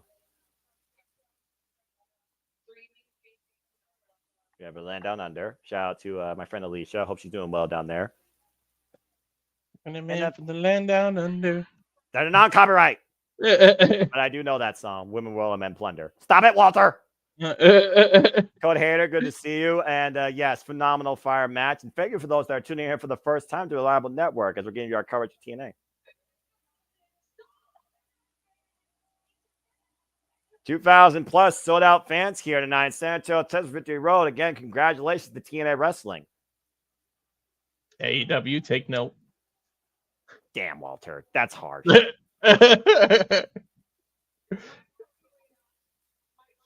Is she going to retire? Well, I mean, if you don't want to be, literally handled like a slave by Matt Cardona, maybe that's the way you do it. Well, I guess retiring does null and void any kind of contract, doesn't it?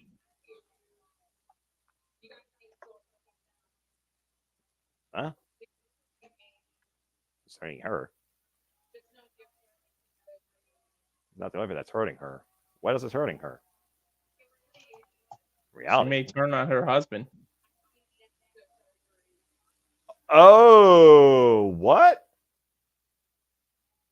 Wait. Steph needs neck surgery? Huh.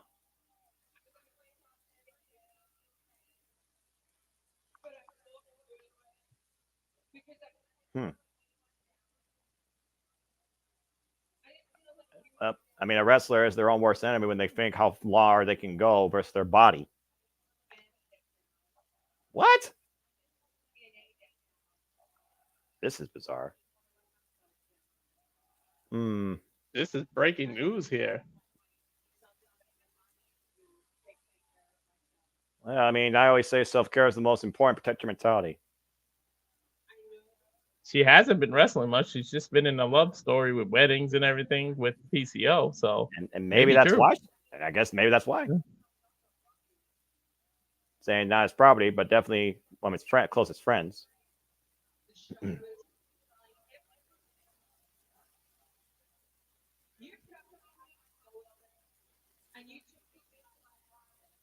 That's right. Found her in Australia.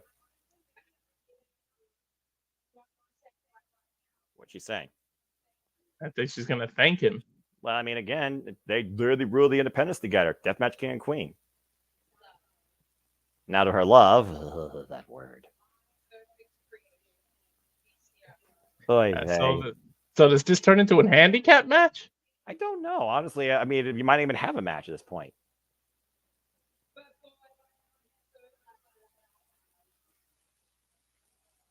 Yeah, about to say. She's glad that she turned her heart to PCO. This friction with Matt Cardona and PCO, this rivalry, it's not healthy. I mean, I thought this was going to break down into a digital media championship match with Matt Cardona and PCO, but and Rhino was part of the wedding, by the way, so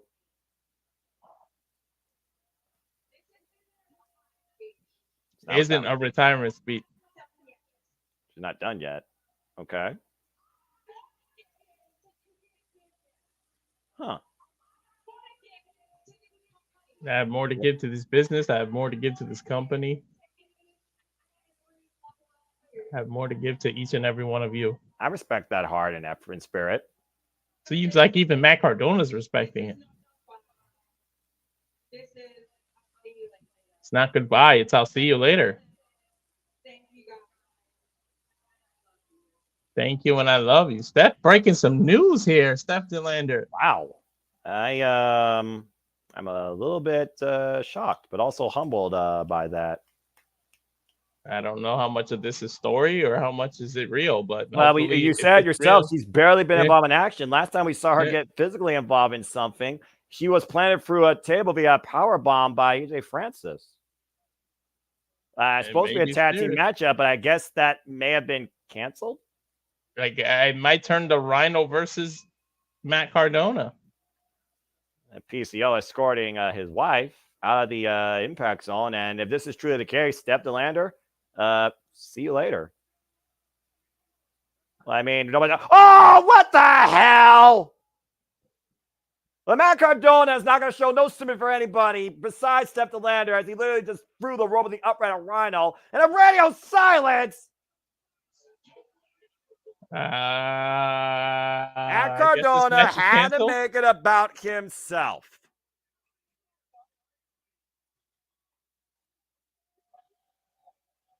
And Norris, I think so. Ladies and gentlemen, according to if you all are tuning into what we just heard, Steph DeLander has been requiring neck surgery for a while and is finally going to take herself up on that self-care. So for the time being, Steph DeLander is on an indefinite hiatus. It's see you later. That match officially that we were supposed to have with Steph DeLander and Matt Cardona versus PCO Rhino has been officially canceled. As Matt Cardona had salt in the wound and Rhino's uprights with a kick right in the rope. Wow. After Matt, who's just coming off an injury himself, this would have been his first match back, no? Well, let's go backstage to Gia Miller as we move on. It looks like we're going to get some words now from the TNA World Champion, Nick Nemeth. Two also fell knockout who's still recovering from injury, Kylan King. Get well soon. Looking very forward to you returning. Wow, that put a little downer, but guess we got to move on from there. Well, I always say protect your mentality, priorities over passions, and I always do say a professional wrestler is their own worst enemy when it comes to what they believe they're capable of versus what their body tells them that they need. And Steph DeLander straight up just pouring it all out there. Next surgery. She needed it for a while. She kept pushing herself past everything and kept doing. Well, That's the people sad put thing is, surgeries off for so long, and well, then the their sad thing body is, just gives Walter, out. you know this is what people do because they risk, according to themselves, their spot in this business, whether or not they disappoint themselves or the fans or disappoint the booker. And I think Gail Kim and Satima Morella more so would understand that. So how long has she kept this from them or how long they've been aware? It's still very, gray. But now It's we up in know. the air. I guess Yeah. tune in for more TNAWrestling.com for any updates. Or we'll let you know as soon as we get updates. And Nick Nemeth talking about how it's all going to go down now in our main event as we do switch gears. Nick Nemeth says he will remain your fighting undisputed TNA world champion. Trust that. Nemeth versus Moose to the Kana in our main event. We'll see if Nemeth can once and for all beat the system. But as we saw earlier, Alicia Edwards is not making clear to compete, but she will be in the corner of Macha Slavic. Teaming up this time, though, is Tasha Steelz. As the TNA Knockouts World Title Champions on the line, Spitfire's last chance. If they lose, they must disband. Man. Well, Alicia Edwards herself with neck issues, if you believe it. Yeah, there's a suspension of disbelief is up in the air, but let's go ahead and talk about the tail of the tape with this storyline. It was Spitfire that did the unthinkable, beating MK Ultra earlier this year in record time. Killer Kelly, by the way, who's now pregnant. Yay, congratulations. We'll look forward to seeing you soon once again, Kelly, in that ring. All the best in their journey to motherhood. As at Under Siege back in May, it was Macha Slamovic who was basically enlisted by Alicia Edwards or enticed to use MK Ultra's tag team title rematch clause. But since Killer Kelly was MIA, and now we know why, well, Alicia decided to take advantage. And it led to Alicia Edwards getting her first ever TNA championship, the Knockouts Tag Team Championship. We saw a follow-up match at Slammiversary where Alicia Edwards did everything possible. They cheat to win. They did again. It was back at Emergence, though, where Alicia got injured and Spitfire and Jordan Graves got the win in that trios match, thus claiming they have every right to challenge for these one more time, especially because they haven't beaten them fair and square. But Jordan Fret decided to up the ante because tonight it's do or die. If they lose, they must disband. This is Spitfire's last chance. You can see the stipulation across the bottom there. And again, you see right now, Alicia is not making it clear to compete, and she chose Tasha Steelz, a 3-time TNA Knockouts Tag Team Champion, by the way, as a replacement today. It's the first time ever duo, by the way, of Macha Slamovic and Tasha Steelz. Macha Slamovic, of course, the Russian Dynamite, you know, from GCW Bloodsport, of course, primarily known from MK Ultra, previous challenger to Jordan Grace's TNA World Championship, looking to keep her stranglehold on the TNA Knockouts Tag Team Championship. Here we go.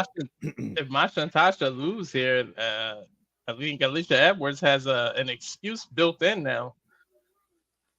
Yeah, but there's going to be no excuse tonight if Danny Luna and Jody Fret don't get the job done here. Third time has to be the charm, or it's the last time you're going to see Spitfire together. Well, we got to see if Spitfire has done what you usually do on the Reliable Network, and that's did they put their foot in their own mouth and have to end up disbanding tonight. Why are you putting that up? Why am I now the blunt of the freaking comparison? Seriously. Danny Luna and Jody Fred, who came together with their love of professional wrestling and the power and the drive they brought at Ultimate X at Hard to Kill at the beginning of TNA's year. Macha Slamovic, no slouch herself. Yeah, again, Macha Slamovic's literally also one of the most dedicated athletes in the business, next to Speedball Mike Bailey. One half of the TNA Knockouts World Tag Team Champions here, who's been absolutely dominant since reclaiming this title. Never officially a part of the system, but representing the system at this point. And we'll see also if her partner will do whatever it takes to make sure that Macha holds on to the gold, as well as Alicia. Lisa Edwards did make her way out here, though. Well, she's still holding the title, and thankfully, I guess she still is able to at least walk to the ring. Because you know she wants to be in her husband's corner, obviously, for the TNA Tag Team Championship match. Again, tonight's supposed to be a system reboot, but this is the first phase of that reboot. If the system fails here, Alicia Edwards will lose her TNA Knockouts Tag Team Championship. The only gold right now in the system. Masha is staring at Tasha like, stop overdoing it. Tasha's kind of just overdoing it right now. You know, Tasha Steelz, the Boricua badass, will always make it about herself. The one that always says she is the greatest to beat the greatest. And truth be told, she did beat Mickie James for her first and only ever TNA Knockouts World Championship, but hasn't been able to get the title back since. You know what I wouldn't mind on the crossover? Tasha Steelz versus Jada Parker. I feel like you would lose yourself and not like an Eminem. Of course, we know Tasha Steelz is no stranger to the TNA Knockouts Tag Gold, but she did it with a little bit of fire and flavor with Kiara Hogan 3 times over. Here we go. Is this the final time we see Spitfire as a team here? You see right now, it looks like Jody Fred and Danny Luna, a little bit of hype up and a little bit of strategy in play here. These two that have literally been together with each other since the start of TNA. The reigns are underway. Guess Luna and Steelz is going to start.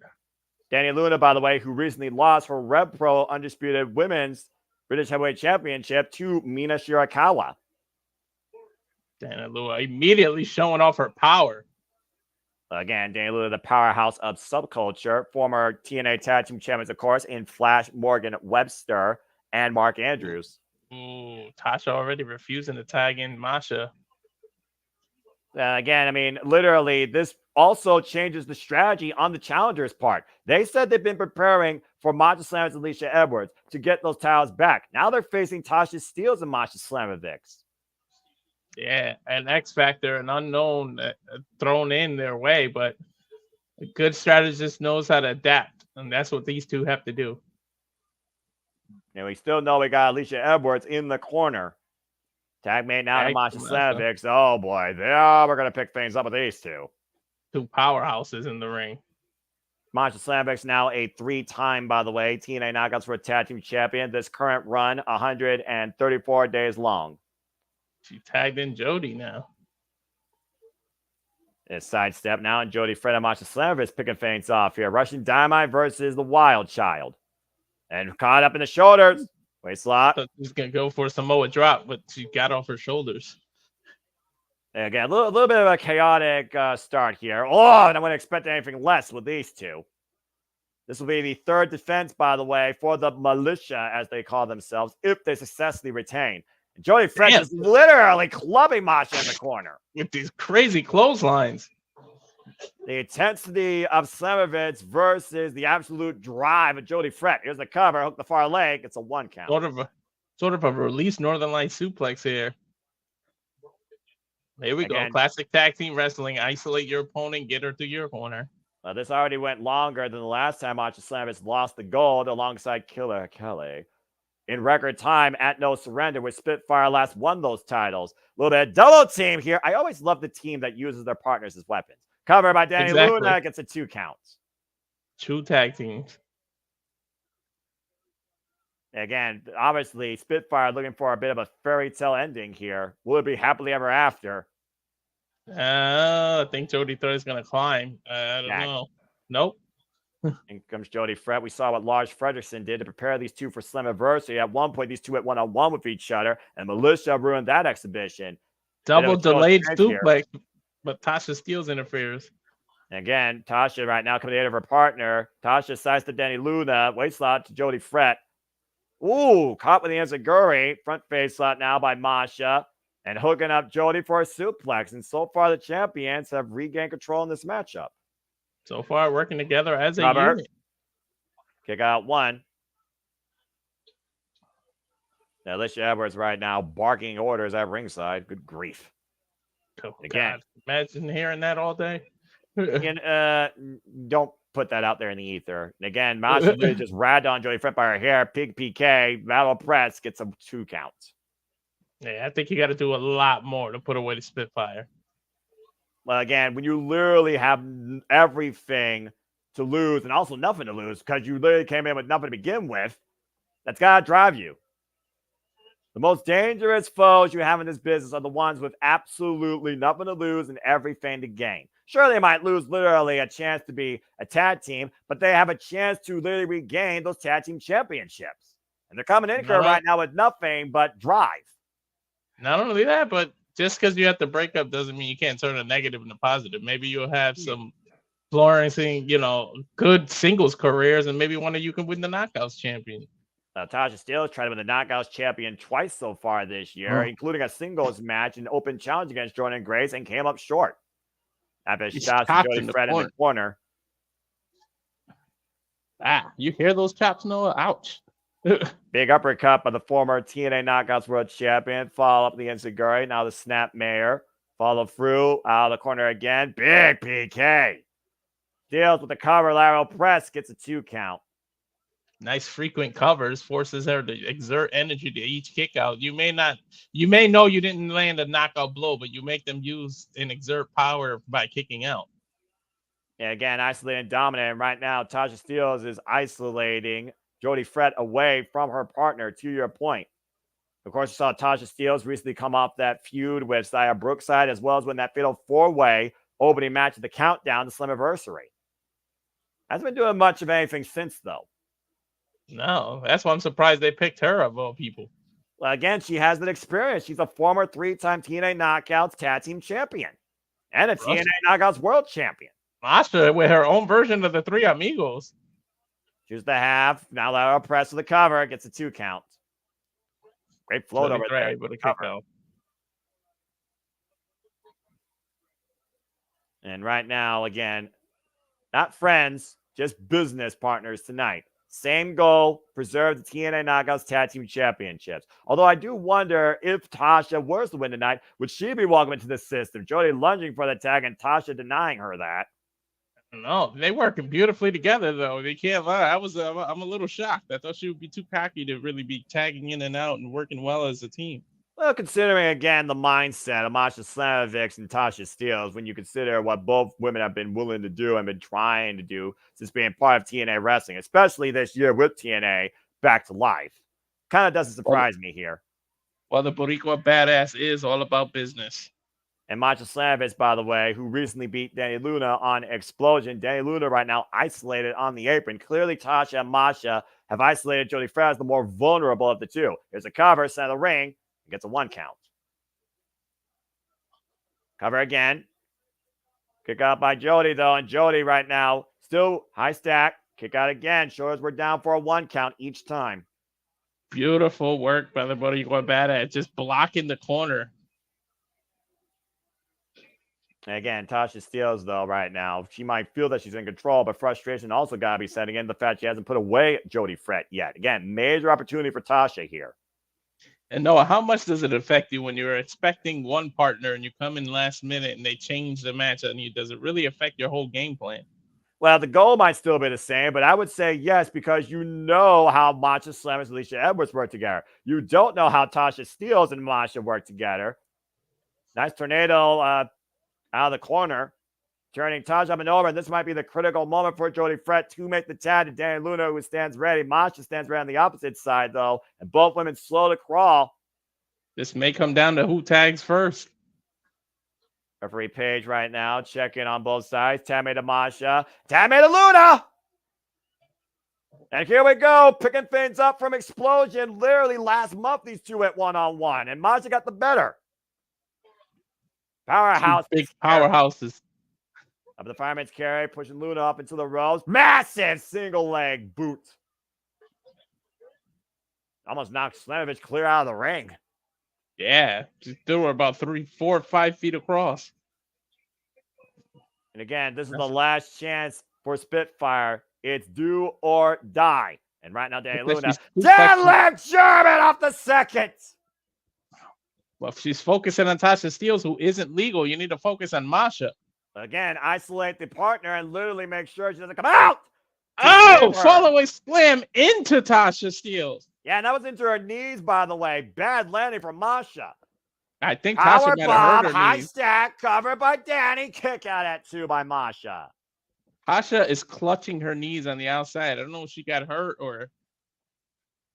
Again, that's a lot of weight coming down your knees, and it wasn't coming down cleanly. Well, one thing's for sure, Luna is in full control, looking to tag Jody now.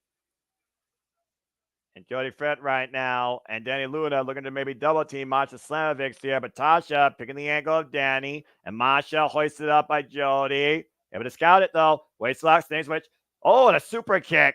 German suplex combination here. Cover, high bridge, kick out by Jody at 2. We were about a quarter of a second away from Spitfire having to disband there, Noah. Masha saying, though, it's time to finish it, though. Tasha and Masha have really demonstrated great tag team cohesion here for a first time ever outing as impromptu tag champions. What the hell?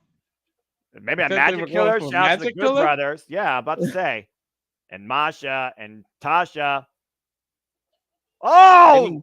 Snowplow! Oh, and Danny threw Tasha and Masha to break the cover.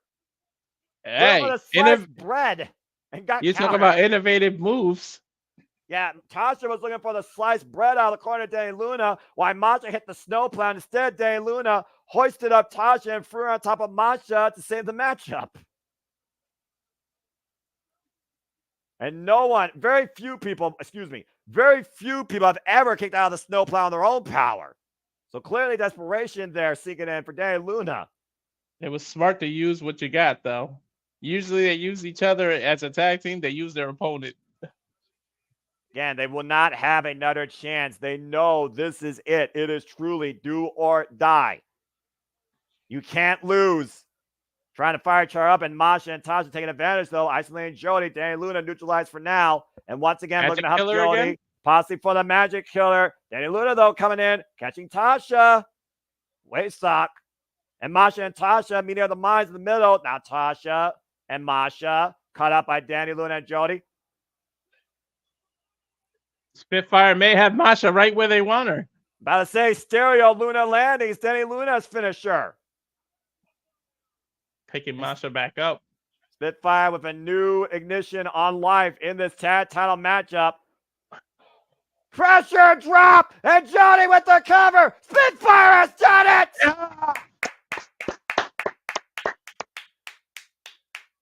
They went for broke and came out with the gold.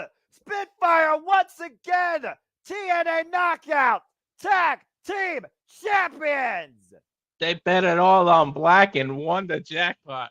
And the system is once again without nothing. Nothing. The system reset fails stage 1. Jody Fred and Danny Luna once again. TNA Knockouts World Tag Team Champions. Congratulations. I think the system forgot to do the last Microsoft update. A tremendous effort and showing here for Jody Fred and Danny Luna, truly showing why they deserve to be called a tag team to begin with. And Lars Fredrickson's got to be proud of what he just saw here somewhere in the Chicago area, if I had to guess. But I also do wonder what these titles mean to them. Well, clearly, also, I do got to wonder, though, what's the repercussions for Alicia Edwards losing that and not being involved in the decision? Oh, Alicia Edwards is in there yelling at Masha. Remember, she's in concussion protocol. You know, remember what JJ said also. Yeah, and you notice she took she still has the neck brace on. Don't let Masha deck you. You also don't want to piss off Masha either. You wouldn't like Masha when she's angry. I don't know. I'm not quite sure I like her when she's happy. This is the moment where you realize Alicia Edwards officially fucked up. And when Tasha steals, though, what a cutter! Okay. Think she's trying to make her way into the system here. Well, I mean, again, why Tasha wasn't even a tag champion to begin with, this was a huge opportunity for her, and Tasha clearly a sore loser.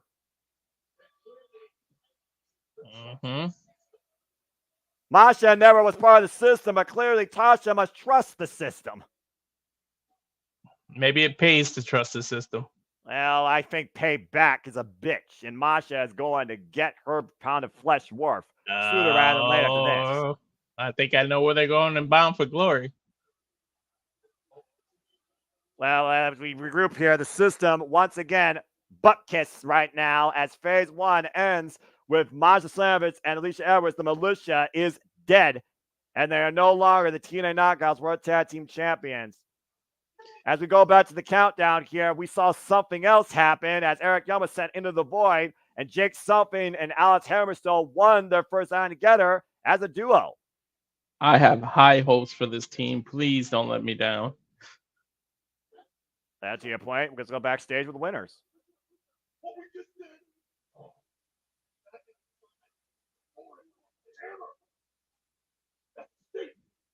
Like I said, they were out to make a statement, and that is a statement.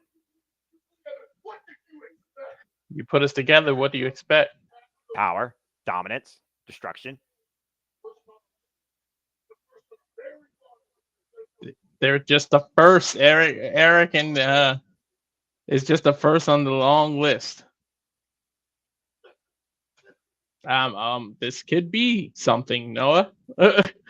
Clearly, both men with the same motivation. Also, it's about to be something. Let's find out if you believe, because it looks like coming up next, we're going to see once and for all who truly is the better wrestler in TNA. The fans should believe in. Josh Alexander is about to go one-on-one with Joe Hendry.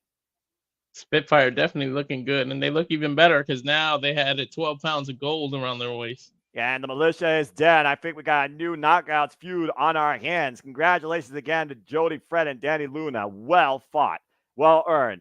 And CR Beecroft, thank you for joining the fun. Good to see you. And to Code Hater, in case I didn't acknowledge you before, thank you for tuning in. Also, I'm a hater, in case you're a fan, Jamie Hater. And good point here, Norris. And I'm very curious with Bound for Glory around the corner. Masha, again, who previously faced Jordan Grace for the TNA Knockouts World Championship at Bound for Glory a couple of years ago before her undefeated streak was broken. Maybe that's the way that she could get back to glory. She might even get a chance to call her shot. We know we're going to have the call your shot gauntlet. But speaking of calling your shots, two men that have called shots their whole lives, this entire career, traveled the world over to make a name in professional wrestling and found themselves in TNA. We have seen a paradigm shift lately when it comes to attitude and belief, as Joe Hendry has been the guy the fans have put their belief in, not only in TNA, but NXT. And Josh Alexander can't stand it. He believes he should be the one dropping next. Cross inhibited portal should have been NXT No Mercy in the main event. He was the walking weapon. He was the standard. He was the former TNA World Champion that never lost the title. Had relinquished it due to injury. And this year, truly, TNA has believed in one person more than him, more than anybody, honestly, and that is Joe Hendry. And of course, Joe Hendry, you literally could look at his resume, his career. He's traveled the world. He's made a name for himself. And clearly the fans believe in him more than anywhere else here in TNA wrestling. And Josh Alexander will become a believer whether he wants to or not once Joe Hendry beats him at Victory Road. He needs to turn into the walking weapon to beat Joe Hendry. He can't beat Kurt Angle from Wish tonight. Look, if the Wanted Man can beat the standard, I think Joe Hendry can beat Josh Alexander. Oh, yeah. The only one that pinned Moose one-on-one for a while. Might I add, Joe Hendry has pinned Moose now 3 times. Mm-hmm. Why Josh was lucky to pin him once. Here comes the walking weapon. Canada's own. Very heated contest is ahead. I just can't wait for that music to hit, Noah. Oh, you know I'm going to be singing, bro. I mean, come on. I don't care. Shoot, I've always believed in Joe Hendry. I believed in him since WCPW, ICW, ROH. We're about to see a show with Kurt Angle from Wish. Damn. That was harsh, but also accurate. That was a badass line. I don't know if what line was worse, Kurt Angle from Wish or telling Bret Hart to his face that Goldberg was their favorite wrestler. The jury's still out on both of those, if I'm being perfectly honest. Josh Alexander, who literally signed on the dotted line for TNA in 2017. Why Josh Alexander believes that Joe Hendry is just a wrestling meme. Does Josh have one up on Joe Hendry? Josh has actually been to the mountaintop, has held the title for a long time, something Joe Hendry looking to do and has never been able to accomplish, but the walking weapon has accomplished that. He appears. I believe in Joe Hendry. I believe in Joe Hendry. Do you believe? Okay, there we go. To your point, though, again, Joe Hendry, that's signed the tacos. I do like tacos. Joe Hendry has literally motivated the masses since being part of TNA, the longest reigning digital media champion in TNA history. And he has literally made believers all over the world in and out of this company. 252 pounds of motivation. Pure motivation. 2 weeks ago, we saw Joe Hendry main event NXT No Mercy challenging for the NXT Championship against All Ego Ethan Page, a star-studded performance before Ethan unfortunately got the better of him with Ego's edge and Trick Williams had to count to 3. But it took a low blow, a similar tactic that Josh Alexander has used to cost Joe Hendry every opportunity he can since Slammiversary. And tonight, Joe Hendry is looking to put Josh Alexander in his place and make him a believer. 2,000 plus waving their hands from side to side. Let's hear from the man himself. And again, we believe. Do you believe? Listen to that.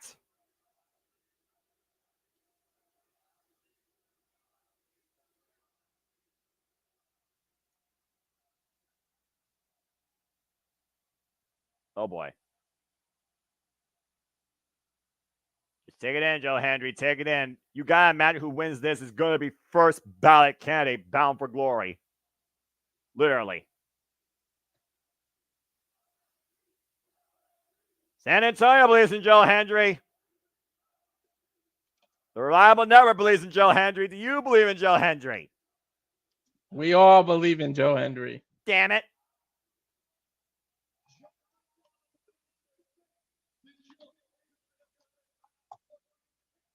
How dare he? They believe Joe Hendry doesn't have what it takes. Josh Alexander believes that.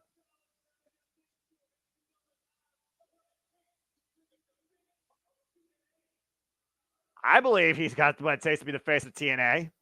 I think he already is the face of TNA. Basically doesn't have what it takes to go toe-to-toe with him. First time I won a matchup.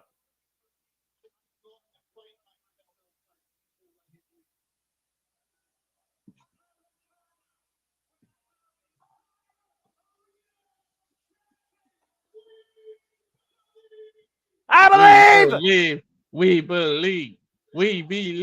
Damn right! Screw one person, Chris. You got 2,000 plus that believe in you. What they believe in. Pure motivation. Hendry! Damn right! Walking Wiener. Damn it, Norris. Bell rings. Here we go. How much more motivated can Joe Hendry be with what has been a serious career upswing these last 2 months alone with what he's done in TNA and NXT? I think Josh is trying to play mind games, pointing at the center of the ring, telling Joe Hendry to meet me there. It's also one of those things, though, where Josh Alexander believes Joe Hendry doesn't have what it takes to actually do what he does in that ring. And we've seen Joe Hendry literally take everybody to the limit he's been in the ring with. From Eddie Edwards, Brian Myers, Matt Cardona, Moose, like I said. Joe Hendry, who has more wins over Moose than Josh Alexander. At this point, this match is about one thing at the end of the day. Wrestling acumen. Who has the advantage in wrestling? Josh Alexander or Joe Hendry? If I look at the toe of the tape, I understand what Josh Alexander's accolades are and where he comes from. But I look at the motivation, the drive, the momentum, and you got to give it to Joe Hendry. Yeah, you do. And Joe Hendry looking to make Josh Alexander a stepping stone towards that world title. And at this point, I feel like Josh Alexander is just toying with Joe Hendry, not even taking him seriously as the bell has rung. Yeah, he's kind of showboating. Yeah, this match, a whole different move versus what Josh Alexander was doing against the Wyman Nick Nemeth, where he may have literally went against him for 60 minutes, but lost his chance to regain the TNA World Championship. Joe Hendry's got to be careful to not let Josh Alexander into his head. I think the fans are going to do that before Josh does, because you hear the chant, walking wiener. Nice headlock takeover. Head scissors takeover, though, by Josh Alexander. Stalemate in the early going here. As Norris basically puts out there. To the fan that made that sign, you're brilliant. Exactly. San Antonio believes in Joe Henry. You see a sign right in the TV camera there. Sign of the night. And we do believe. 2,000 plus believe. Yeah, that's that 2,000 fans of pure motivation for Joe Hendry. How about that? The side headlock being applied again by Josh Alexander, who again is the longest reigning TNA World Champion, 336 days. He held that title through 2022 to the early half of 2023 with 26 defenses. Drop toe hold by Josh Alexander into a headlock now. Side headlock, I should say. And again, Josh Alexander, he's going to prove a point. He needs to do what Tyson Kidd and Claudio Castagnoli used to do as a tag team. Literally drown out the audience. Oh, nice shoulder block there as Josh is driven to the outside of the ring. It's hard to drown out the audience when literally everybody is against you. And right now, making a scene here. Nice hip toss by Joe Hendry. And nice at this point, Josh Alexander. Yeah, Josh Alexander, to your point, Walter, a little bit ticked off. Yeah. I mean, right. You know these people are getting to him. 2,000 plus people screaming wiener at you. And also, again, coming off a 60-minute loss against Nick Nemeth for the TNA World Championship, coming up against a loss at Slammiversary for the TNA World Championship, that six-way eliminator, hasn't been able to get back to that title that he never lost. He had to release it due to injury. And now we see the strength on display by Joe Hendry, hoisting up Josh Alexander in the stalling Virgo suplex position and walking around with the walking weapon. Woo, how long is he going to have him up there? Letting all the blood rush to his head. Yeah, exactly. Oh! 252 pounds of pure elevation, driving Josh down the canvas for a 2 count. Alexander's smart enough to roll out of the ring. That's classic wrestling. That is a veteran move there. Yeah, again, Josh Alexander, no stranger to the business, 37 years of age, trained by Johnny Devine, 19 years in the game, been part of TNA Impact since 2017.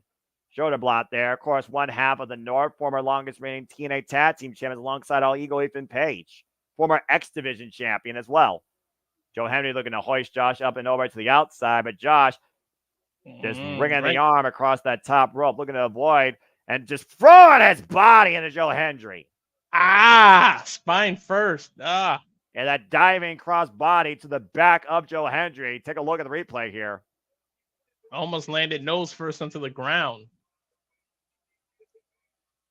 And once again, right now, the walking weapon with the advantage. Joe Hendry, by the way, 36 years of age, 11 years in the game. Trainers include Robbie Brookside, British legend, of course, and Marty Jones. Of course, we've seen this man. You've all probably seen him defining companies like WCPW and ICW, straight out of Scotland. And like I said, the former and longest reigning TNA Digital Media Champion at 266 days with 15 successful defenses. That's where I know him from. Cover. ICW. Shoulders down, kick out at 2. Clearly, this match is going to be approached scientifically by both competitors. And that is Josh Alexander's greatest strength, the science of wrestling. Beautiful European uppercuts by Henry. Alexander set up and over, sunset flipped up by Joe Henry, cover, shoulders down, and 2 count. But he's got a hold of the ankle, Noah. And Kurt Angle, Wish.com, how you doing? There's an ankle lock in play in the middle of a TNA ring, folks. Joe Henry able to roll out of it. Great job by Hendry. Look at this cover, hook of the near leg, 2 counts. I think Henry might have surprised Alexander there. But again, I think Josh Alexander's been underestimating what Joe Henry could do when the bell rings versus what Joe Henry's been able to do to entertain everybody outside of that. Cover again by Josh set up the suplex, 2 count. And this is a first time ever one-on-one matchup. Solid technical counters by both men being demonstrated. Both men world traveled, world tested, TNA defined. Alexander trying to wear out Joe Hendry here with a sleeper hold.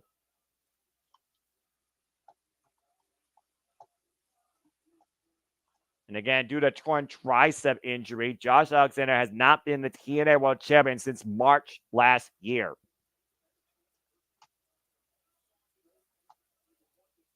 And again, we saw the reason we have a system reset in progress. It was Joe Hendry that pinned Moose again at Slammiversary, ensuring we would have a new TNA World Champion.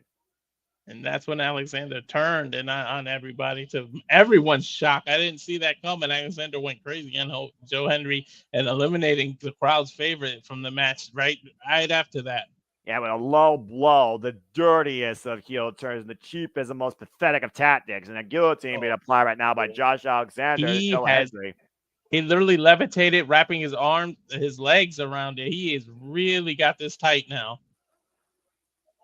Again, locked in the center of the ring. Joe Hendry still fighting back, though, preventing, falling over, hoisting up Josh Alexander. Are you kidding me? Into a overhead suplex. And again, all the body weight was put in that guillotine, but the strength of Joe Hendry might not know any limits. Let's see how deep the reservoir is. Irish reversal, throwing off the ropes, takes Josh Alexander with a clothesline. And let's keep in mind, Walter, we know Josh Alexander can go for 60 minutes. We don't know if Joe Hendry can go that deep. Boot right to the face. Yeah. Now Josh with the second rope.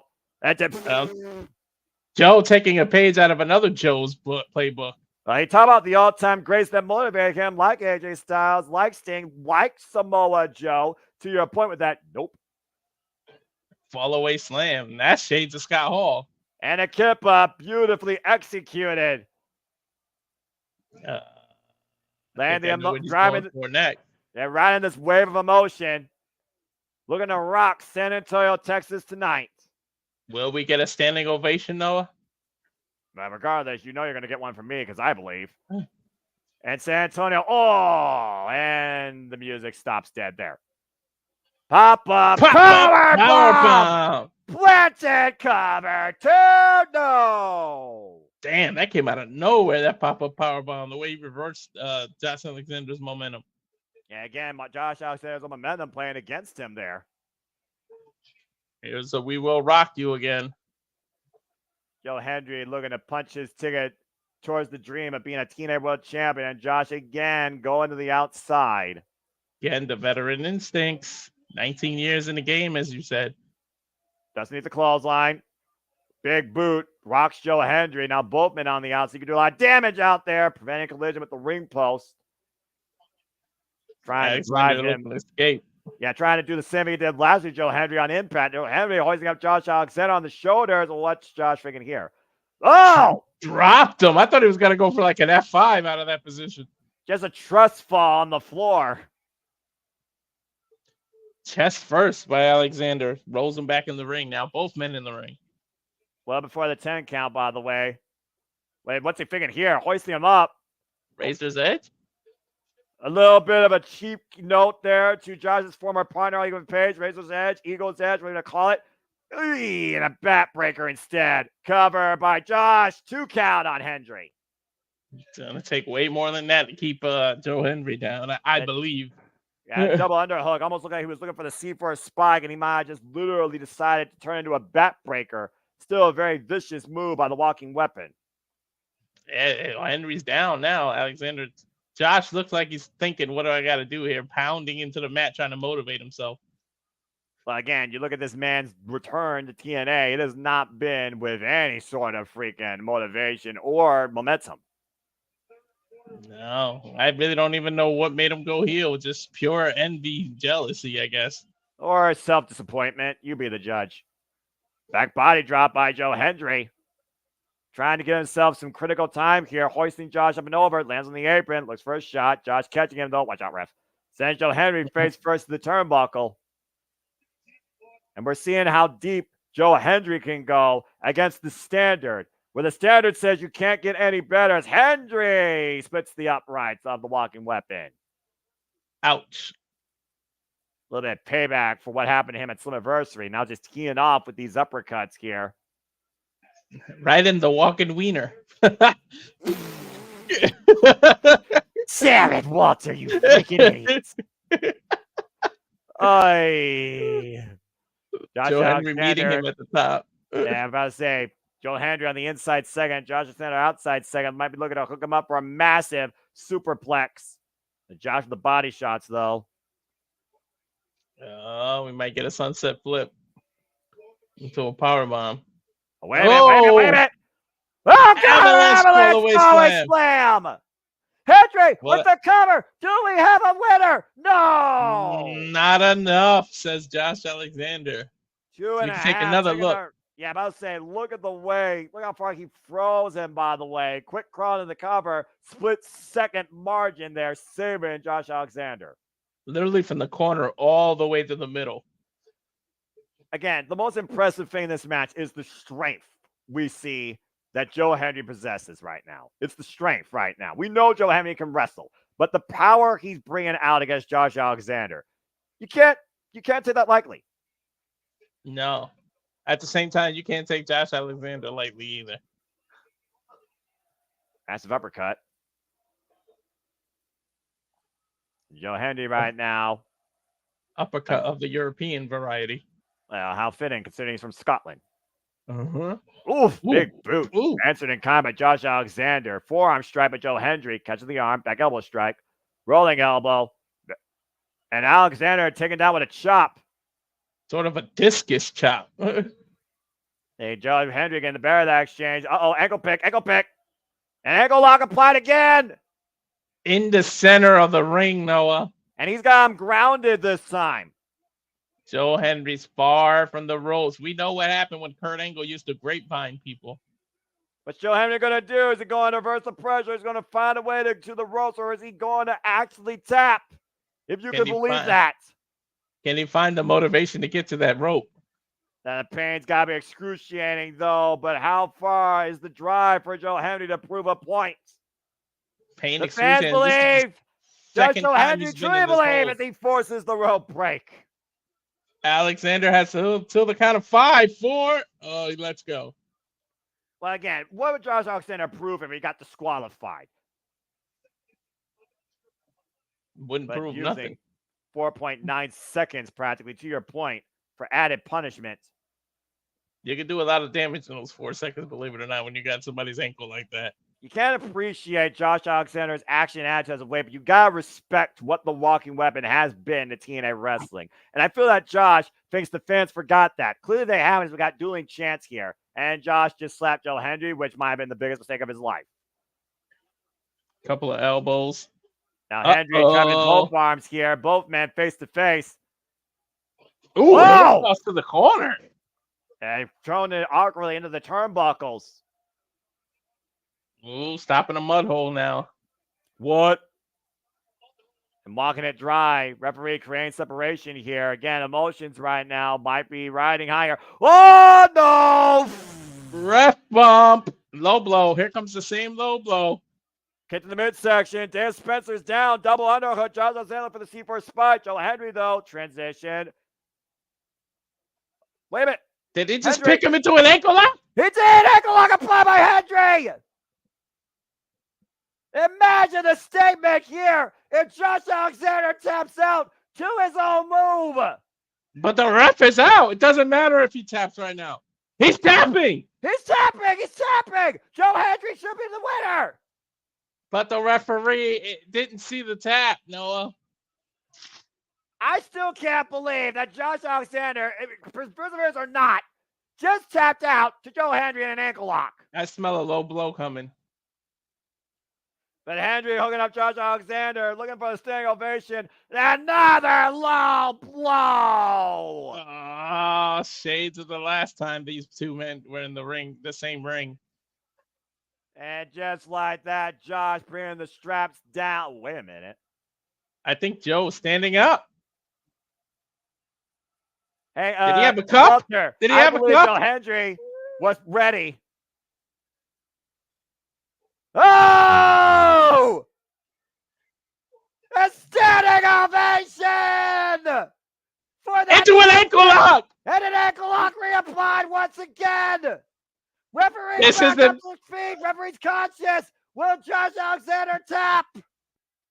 Yeah, he's trying to embarrass Josh Alexander. He's got locked in the middle of the ring.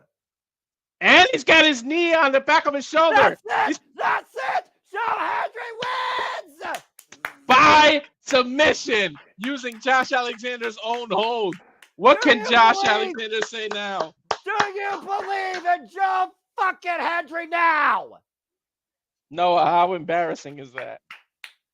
That is a statement. Henry. I love it. I believe in Joe Hendry. Hendry. That's all they can get for free. They got a super chat and PayPal for the karaoke. Don't give them ideas. From Slammiversary, redemption found tonight in victory at Victory Road, humbling the walking weapon in his own submission hold as Joe Hendry stands, motivating the masses once again. Victorious. We have got to see what's next for Joe Hendry at Bound for Glory. Joe Hendry doing what not AJ Styles, but his opponent should have been doing. AJ was the one giving the low blows, but no one ever learned.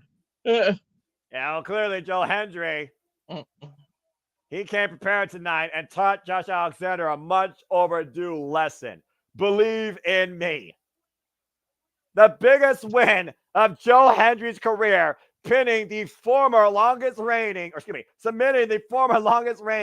TNA World Champion. As we continue our way down this championship road at Victory Road, the ABC looks to hold on to the gold and shut down the system once for all. ABC defends against Brian Myers and Eddie Edwards. It's tag team title match. No, it was the Joe Cup that did him in. That sounds like a level of Mario Kart. I believe in the Joe Cup. Do you believe? To take a look, we getting this ABC program. I'm gonna look at some comments, but I'm about to say I don't think there's many new comments, but there has. Yeah. Again, while we got a moment again, thank you to those that have been tuning in so far as we're getting near the end of this actual card. I believe there's only 2 matches left after this, and we are now going to go after the TNA World Tag Team Championship with the ABC defending against the system. If you enjoyed what you've heard tonight, we thank you for tuning in. We are the Reliable Network. Simply put, this is Simply Reliable. Walter Cruz, Noah Foster, as we give you our alternative commentary, coverage, and reactions towards all the biggest shows across all things wrestling. And tonight, that honor, that prestige, that rightful glory should belong and does belong here to TNA Wrestling here at TNA Victory Road, the last stop for Bound for Glory. If you're enjoying what you're hearing, please subscribe, comment, tell a friend. If you want to dictate the conversation and help support us, PayPal, because YouTube fucking sucks. And please continue sharing your passion, your thoughts, your commentary with us. We'll be back here once again with AEW Grand Slam, the NXT premiere at Chicago, AEW Wrestle Dream, WWE Bad Blood, NXT Halloween Havoc, and TNA Bound for Glory. And that's coming up next here on the Reliable Network down the line. As we continue our path down Victory Road. Time for the tag team title match. Here's the taglines. The system defeated Hendry, Santana, and the Hardys at Emergence to get this confidence for a reboot. And this will be Eddie Edwards and Brian Myers' contractually obligated rematch from Slammiversary, where they lost those titles. The thing here, though, Chris Bay might have sustained a rib injury last night against First Class in that tornado tag. And if the system exploits that, where again they're willing to do anything to win, we very well might have new TNA Tag Team Champions. We saw stage 1, Phil. Can stage 2 succeed? Do you trust the system? Trust the system. I'm not gonna lie though, this feed's banging. Def Rebel learn a thing or two. Mm-hmm. What the hell? Wow, that's a Titantron. That's a new Titantron. America's team. Well, considering TNA heavily proud and based out of Canada, thanks to Scott D'Amore, clearly the faces of America tonight apparently are the system. Oh, brother. That's the system. Okay. Brian Myers and Eddie Edwards Look, trying to regain what they've lost. There are 2 systems I don't trust: our political system and TNA's system. I'm just going to put it out there. Mm-hmm. I will say this about with it. Eddie. I will say this about Eddie Edwards and Brian Myers, though. Of course, they became a tag team last year at Final Resolution and finally won tag team gold earlier this year. They held on to those tag titles since, I believe, No Surrender before losing them back to the ABC at Slammiversary. And now the system right now on a reboot, and you do see, to your point, to JJ's point earlier, Alicia Edwards in their corner. Yeah. The only thing Eddie Edwards I can say is he's one lucky son of a bitch. We'll see if luck is on the champs' side tonight. As we know, the champs are not coming in at 100%. There you see the taped-up rib cage of Chris Bay. But here comes our three-time TNA Tag Team Champions, the ABC, Ace Austin and Chris Bay. Chris Bay was literally shoved into the ring post several times on Impact, injuring those ribs. And that's fresh off of, well, we know it's pre-recorded, but if you want to think that would have been yesterday, but we know how TNA works. Not everybody does, man. The ABC is looking for the easy 1, 2, 3 once again. It might be anything but easy tonight. There were moments where we thought that the team wasn't even going to continue at some point, but we saw what the ABC were willing to do when they put the team forward and regathered the momentum. Really, things picked up after beating Josh Alexander and Eric Young at Under Siege in that impromptu tag team match. And then culminated with them regaining the gold in what was the system shutdown at Slammiversary. I honestly didn't even think they were going to win that match. Well, again, I don't know. Tonight, so far, the system is 0-1. So far. And again, when you're already coming in with compromised ribs, you're already giving the system a target. And we know how they are. When they see a target, they go after it. ABC, again, record 3-time TNA Tag Team Champions. They are going into their third defense of their third reign after beating AJ Francis and Casey Navarro twice.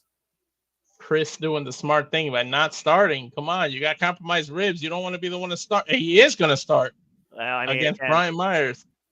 And you know Brian Myers, he loves to use that spear as well. So that is prime target for the system. Alicia Edwards, the cheat code of the system here, looking to once again come into play and make sure that her man, the ride or die duo, win back gold. You might as well walk into this match with a big-ass bullseye tattooed on your stomach.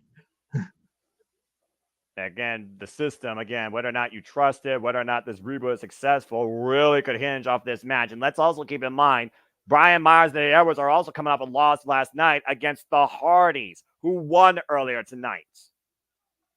Brian Myers, you know he wasn't going to go for a clean break. Calls himself the most professional wrestler. Of course, you all might remember him as a former Edgehead. Edge's bitch. Also former WWE Tag Team Champion. But either way, we are looking at two of the best tag teams right now in TNA. Honestly, since TNA's come back to life. The holder of one of the worst records for so long. We don't talk about that for reasons. The opposite of Goldberg's streak. That's nothing to be proud of. I'd headlock right now. Brian Myers, the ultimate finesser, though, creating separation. Shoulder block, though, takes Chris Bay down. And again, you think about every match taking its toll on you. You already aren't even coming in here at 100%. The system right now, not mentally 100% after losing to the Hardys and seeing Alicia Edwards lose the Knockouts tag gold for the system. Even if she wasn't above the decision. Nice dropkick by Chris Bay, but he landed right on his own ribs. Again, nice takeover there. Brian Myers against legal in this match. Involved. And to your point, Ace Austin now legal as well. Ace Austin at one point literally defended these titles like he was sick with a cold. Mm-hmm. And Ace Austin has his own fair share of injuries. We're looking at two former X Division champions, by the way, as a tag team. ABC, of course, who truly came into their own after being the Morrissey Machine Guns in Ultimate X at one point to defend these titles successfully in the previous run. Irish whip into the corner. And again, that experience level there. Great combination there by Ace Austin, taking Brian Myers down to his knees. Now might be looking for the Marquis Straw Cradle. Here's the cover retain. Get a 2 count. Nice deep arm drag in the center of the ring. And again, that's got to be debilitating right now for Eddie Edwards, who's just sitting there on the corner. Tab made to Chris Bay. And again, what the system needs to do is make sure Chris Bay avoids as much physical contest possible with those corners, especially. Nice double hip toss out of the corner, roll through, stereo drop kicks, There's drop ABC kick. making it look easy. Eddie Edwards though looking to come in to the end of his partner, and ABC beating him to the punch quite literally. Oh gosh. ABC's on fire. They're not three-time TNA World Tag Team Champions for nothing. Their previous run, 139 days. Their current run now, day 56. They're going to fly too sweet! I don't know how smart that was by Chris Bay with those ribs. And the tope con low did wipe out Eddie Edwards, though, and Ace Austin stands in the apron, handstand, kick, PK! Yeah! Knee to the face. Brian Myers has been in this match since the beginning. He really is going to need to tag out. And what's Ace Austin looking for here? Being scouted up and over. And now, and dropped down by Eddie Edwards. Chris Bay with a sliding drop kick. ABC got a little bit too flashy there, and they're paying for it. And now Alicia, once again, playing defense, as she's done literally the entire time for the system. She shouldn't even be out here if she can't compete. Oh, man, and a spear of the attempted skin the cat to the ribs of Chris Bay. He's upside down. You called it, Noah, earlier that he likes to use the spear and a big target right in the ribs. Yeah, again, the system majorly capitalizing off that cheat code, Alicia Edwards, and that spear not only into the rib cage of Chris Bay was upside down, but also crashing to the floor. Chris Bay was trying to skin the cat to get back in the ring, and Brian Myers took full advantage. And again, where steel meets wood, the hardest part of the ring. And right now, the ABC are in serious trouble. Brian Myers never tagged out.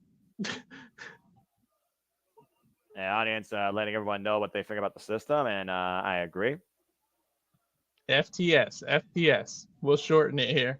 I mean, FTS can apply to a lot of things. I'm not just talking about TNA wrestling when it comes to the system. Just saying. Oh, chest first. Now, ribs first, man. Again, you see Chris Bay gasping for breath. Ribs first in the corner. Ugh. You know, when you have compromised ribs and you're in a wrestling contest, it makes it that much harder to catch your breath after every move. It impacts directly on those ribs. And again, when you compromise ribs, you truly are never the same again either. You could ask many people about that. And again, body shot right to the rib cage by Brian Myers. Target being exploited here. Get that Jezebel out of here. Yeah, Alicia Edwards, again, taking an advantage. A cheap shot behind the referee's back. And Ice Austin has to keep his emotions in check. Otherwise, it's to the deficit of his partner. It's one of those things where a tag partner protocol. Yeah, it's one of those things where a tag partner wants to help out. But at the end of the day, you might more so be costing them with doing that. And again, to your point, Bear Hog literally crushing the ribs of Chris Bay being applied by Brian Myers. We saw a takedown here. The two-man legal here, middle of the ring. He's in desperate need to get Ace Austin in here. Again, it's just, you know, one of those things that annoys me. Alicia Edwards is out here, which isn't even medically cleared to compete. Concussion protocol and a neck brace aside. As far as I'm concerned, if you're even on some sort of protocol, you should be nowhere near ringside. Exactly. Let alone interfering with a match. A title match, nonetheless. And again, kitchen sink knee. Chris Bay sent up and over. Tammy Eddie Edwards, who drives the knee into Chris Bay's ribs as Brian Myers was holding him in place. Like it is a cover. You got to give Brian Myers credit, the intelligence where he put himself in between the ropes. And we saw what happened to your point. You were explaining what happened at the hands of KC Navarro and AJ Francis, top trash, in that impromptu tag title match, that tornado tag. Edwards taking a cheap shot of Ace Austin, again, exploiting the emotions of Chris Bay's partner, trying to create any sort of advantage he can. And Ace Austin grabbing his ankle there. Ace Austin needs to keep it. Did he land incorrectly? Oh, I hope not. I really hope not. Ace Austin again. Not the first time I've seen him tweak that ankle, though, to be fair. Tag. And right now it's been all system control. I think a doctor checked on him, but he waved the doctor off, but he may be hurt. We saw what happened, though, at Emergence when it came to Alicia Edwards. She was removed from the match. There's a reason why she wasn't competing tonight. Which is why you got to question why she's out here now. And again, we know that the human body can only handle so much. Now you got the chance. One with a compromised rib, one with a compromised ankle. And again, ever since the outside, Chris Bay looking for the tap. Brian Myers picking the ankle, though. Up kick by Chris Bay. And Eddie Edwards, though, takes Ace Austin off the apron. Face first until the outside of the apron. And again, preventing a much critical need attack for the champions. Gator roll being applied, waist lock to the compromised ribs of Chris Bay, bringing them all the way over to the system's corner. As if America's not corrupted enough with our political system. What? Tab made Eddie Edwards. Yeah, I don't even want to go there. I'm just pointing out the obvious here while we got something worse than Apollo Creed being represented here by this system. Eddie Edwards and Brian Myers have Chris Bay isolated in their corner. You're on the wrong side of the ring, Chris. Even I don't think Lex Luger would believe in the system, despite the fact they're wearing the red, white, and blue. I thought that was a one-time thing because they were in Canada last month, and apparently they were not making fun of them. But I guess not.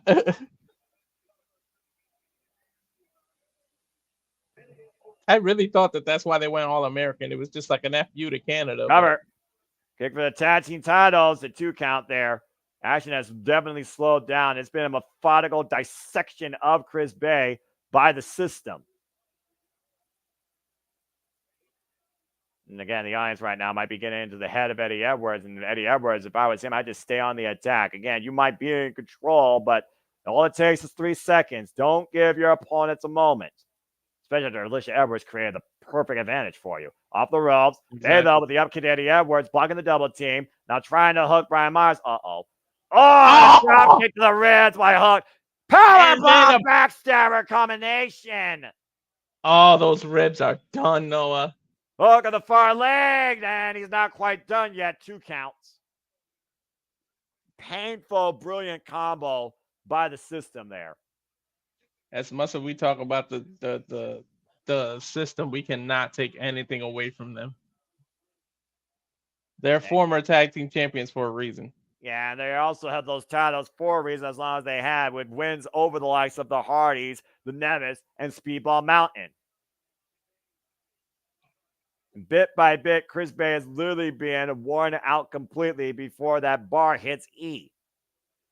You see right now the angst in Chris Bay's face, just reaching out to try and make a tag to Ace. Scoop slam by Eddie Edwards, though. And again, the ribs again. Focused attack. Brian Myers now legal. Self-proclaimed most professional wrestler, if you want to call him that. I don't know if I want to call him that.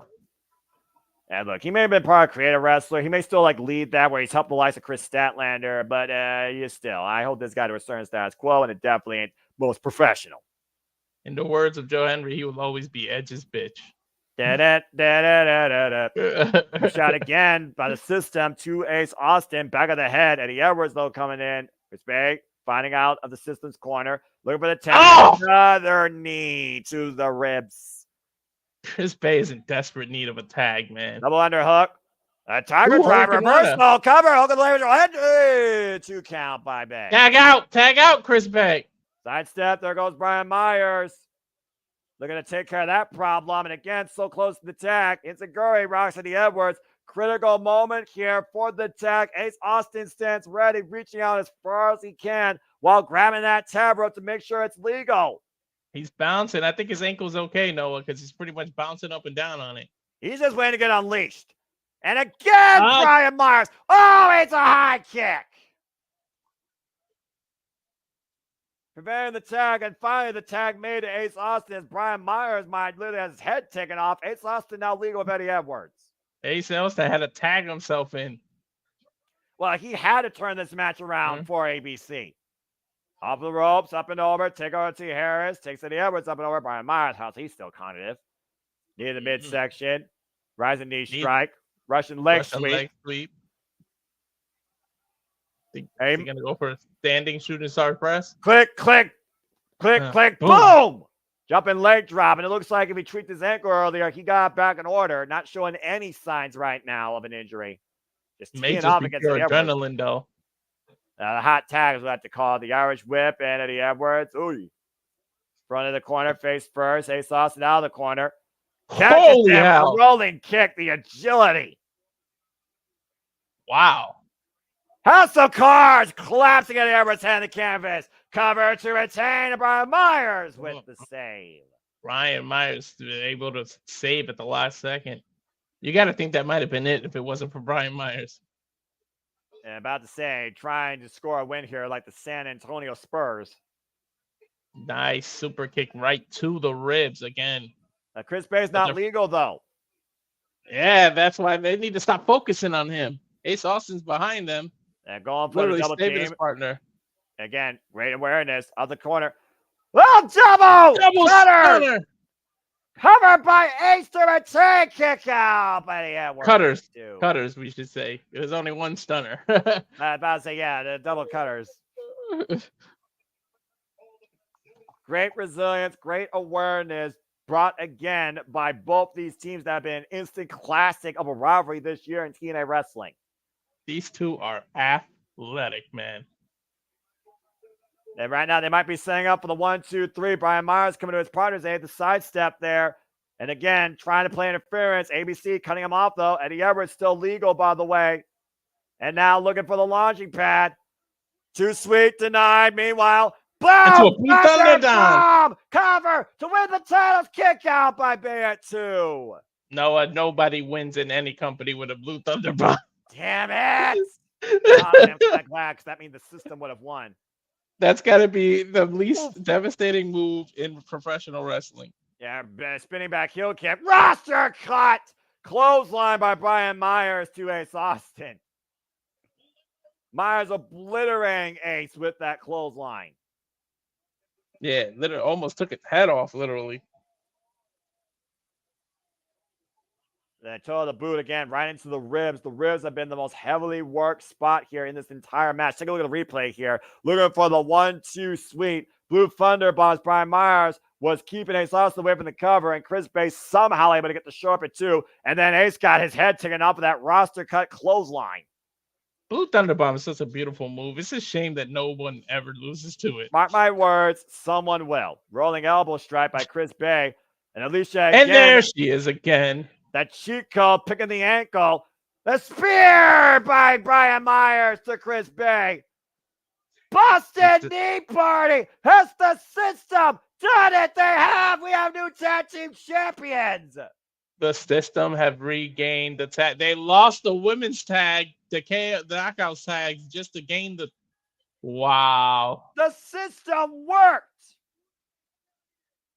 The reboot has led once again to Eddie Edwards and Brian Myers with that damn cheat code. Alicia Edwards allowing them to regain the tag team championships. No, what didn't I say? Every time you think the system is deleted, they just find a way. Damn it. Yeah, it's like a freaking parasite or a cockroach. You can blame that Jezebel particularly for a damn skank. Mm-hmm. That set up into the spear and the Boston Knee Party finish. The system wins.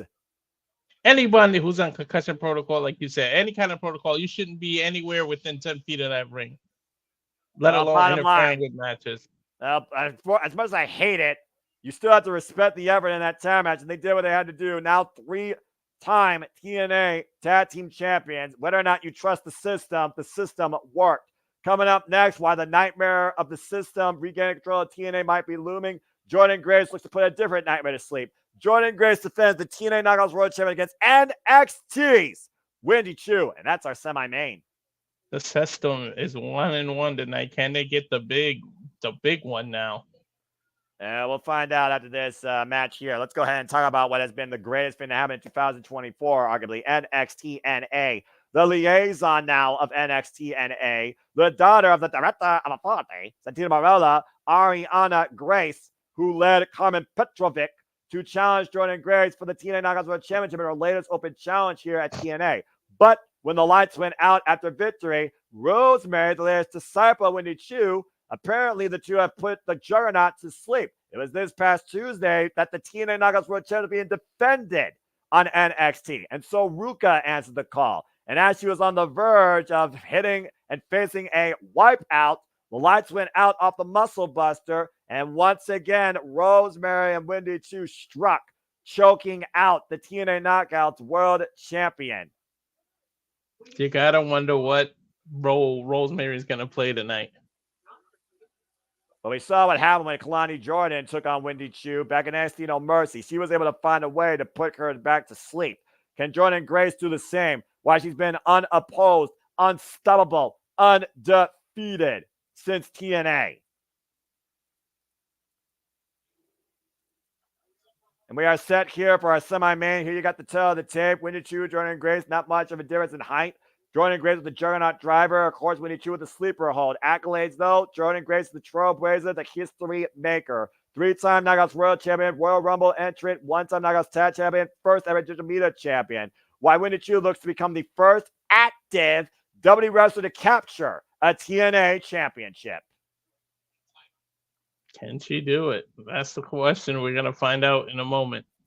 Well, history is about to be upon us. NXT our semi-main. Here we go. Damn, this guy. I love 2024 when it comes to wrestling, man. Damn it.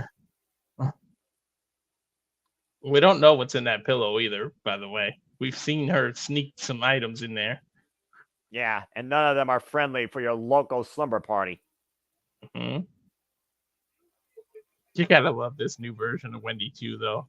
It's definitely been a terrifying return since she woke up from whatever dream she was having previously. The like-mindedness you actually could see to a degree with Wendy Chu and Rosemary is even more scary. But to your point, Karen Q, for those that don't know, Wendy Chu, 10 years of experience, 32 years of age, has not held a championship since 2017 on the Independents, ECWA Women's Champion. And Wendy Chu has literally been everybody's reoccurring nightmare. Love the camera happened work this past Tuesday. I love the camera work with her entrance there. Yeah, again, the eyes tell the story. I sometimes don't know if she's literally walking while her eyes are open. Surprised she doesn't go after PCO and try to marry him, but it was Steph. And meanwhile, you want to literally change the mood. Holler if you hear me when I talk about this trailblazer, this champion that puts Liv Morgan and Nia Jax and many other women to shame. Jordan Grace, who literally is the face of TNA, who has been the TNA Knockouts World Champion now for 245 days since being Trinity at Hard to Kill. And this is her home state return. There's her family at ringside. Jordan Grace is from Texas, wearing the Dallas Cowboy colors. Big Mama Pump. She has 20 family members in attendance here tonight, by the way. And she is going into her, get this, 18th title defense. 1-8. Let's see if Wendy Chu and Rosemary came up with a game plan, though, to stop the unstoppable and create history. Jay Chung, let's get some introductions going. This is our semi-main event. We'll see if Wendy Chu can turn her Jordan Grace's dream of winning in front of her family into a beautiful nightmare. Oh, boy. Big fight, big fight, big fight.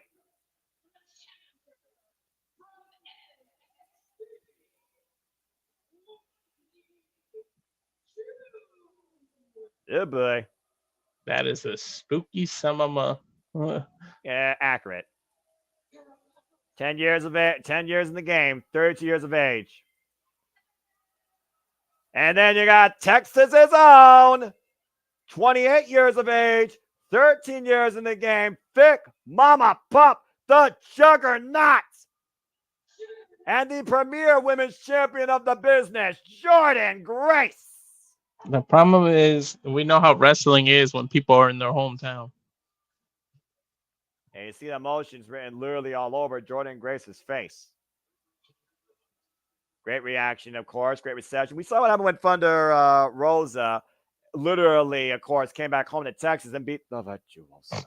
Deonna Purrazzo, the greatest rival of Jordan Grace in TNA history, might I add.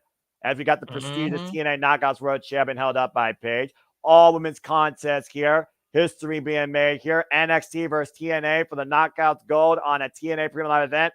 Bell rings and we are underway. Bottom, beautiful title. Again, Jordan Grace starting off furious here against Wendy Choo. Been waiting to get her hands on Wendy Choo ever since Choo put her to sleep from behind twice. And you see Choo with that knee brace. So we know she's coming off that ACL, MCL injury. Well, again, those injuries are no joke. Ask Chris Statlander about that. Ask Bailey about that. And look at this right here. Oh! Much down like goes you said, Choo in the cover, hook of the leg, and a 2 count. Like you said about ribs, once you hurt your MCL, ACL, it's never the same again. Yeah, and again, I would be absolutely shocked to see us waking up tomorrow with a new TNA Knockouts World Champion. Looking for a swing and a miss with that pillow. Gets in the midsection. DDT on the floor. The Wendy Choo. I'd rather see a rematch at Halloween Havoc. Like, how can you not have Choo at Halloween Havoc? And look at Choo with the STO on the pillow to Jordan Grace, like that DDT meant nothing.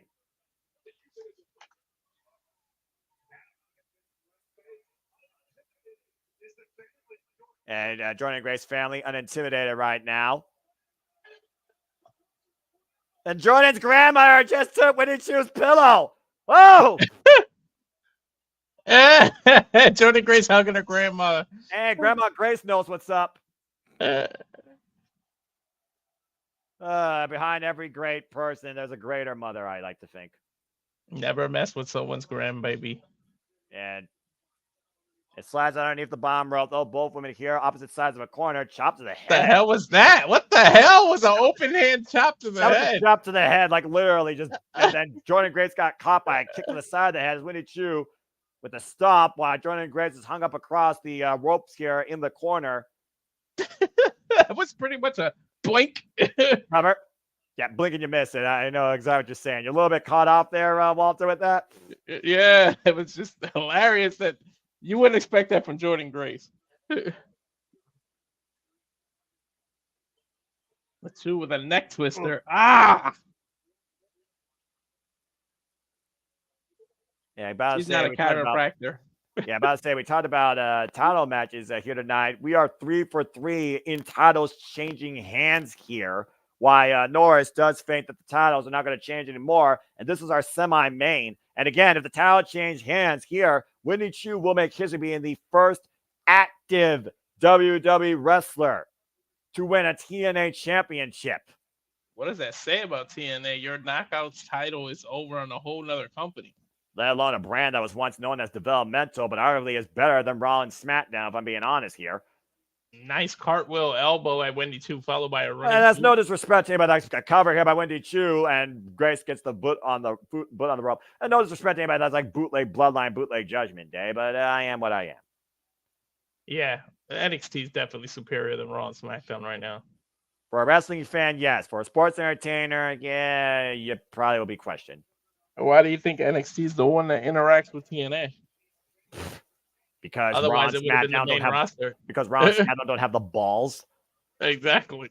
And right now, Wendy Choo hanging up Jordan Grace in the Tree of Woe. Oh, she might go for that running splash. Oh boy. Nope. Hesitation drop kick to the face. Now brings her in. Lateral press. Hook of the far leg. It's a 2 count. I think she caught her right in the nose too, Noah. Yeah, on the bridge of the nose. But again, Jordan Grace is going to take a lot more than that to neutralize the power of the Juggernaut. And Hasan, good to see you. Hasan also voting for Jordan Grace.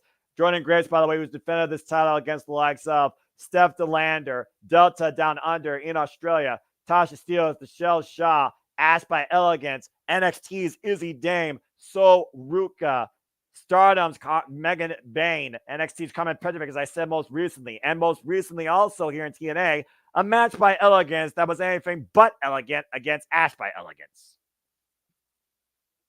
who had 2 chances to get Grace and just couldn't do it. Yeah, and arguably that was Dana Brooks' 2 best matches of her career. Mm-hmm. Now Jordan Grace out of the corner here.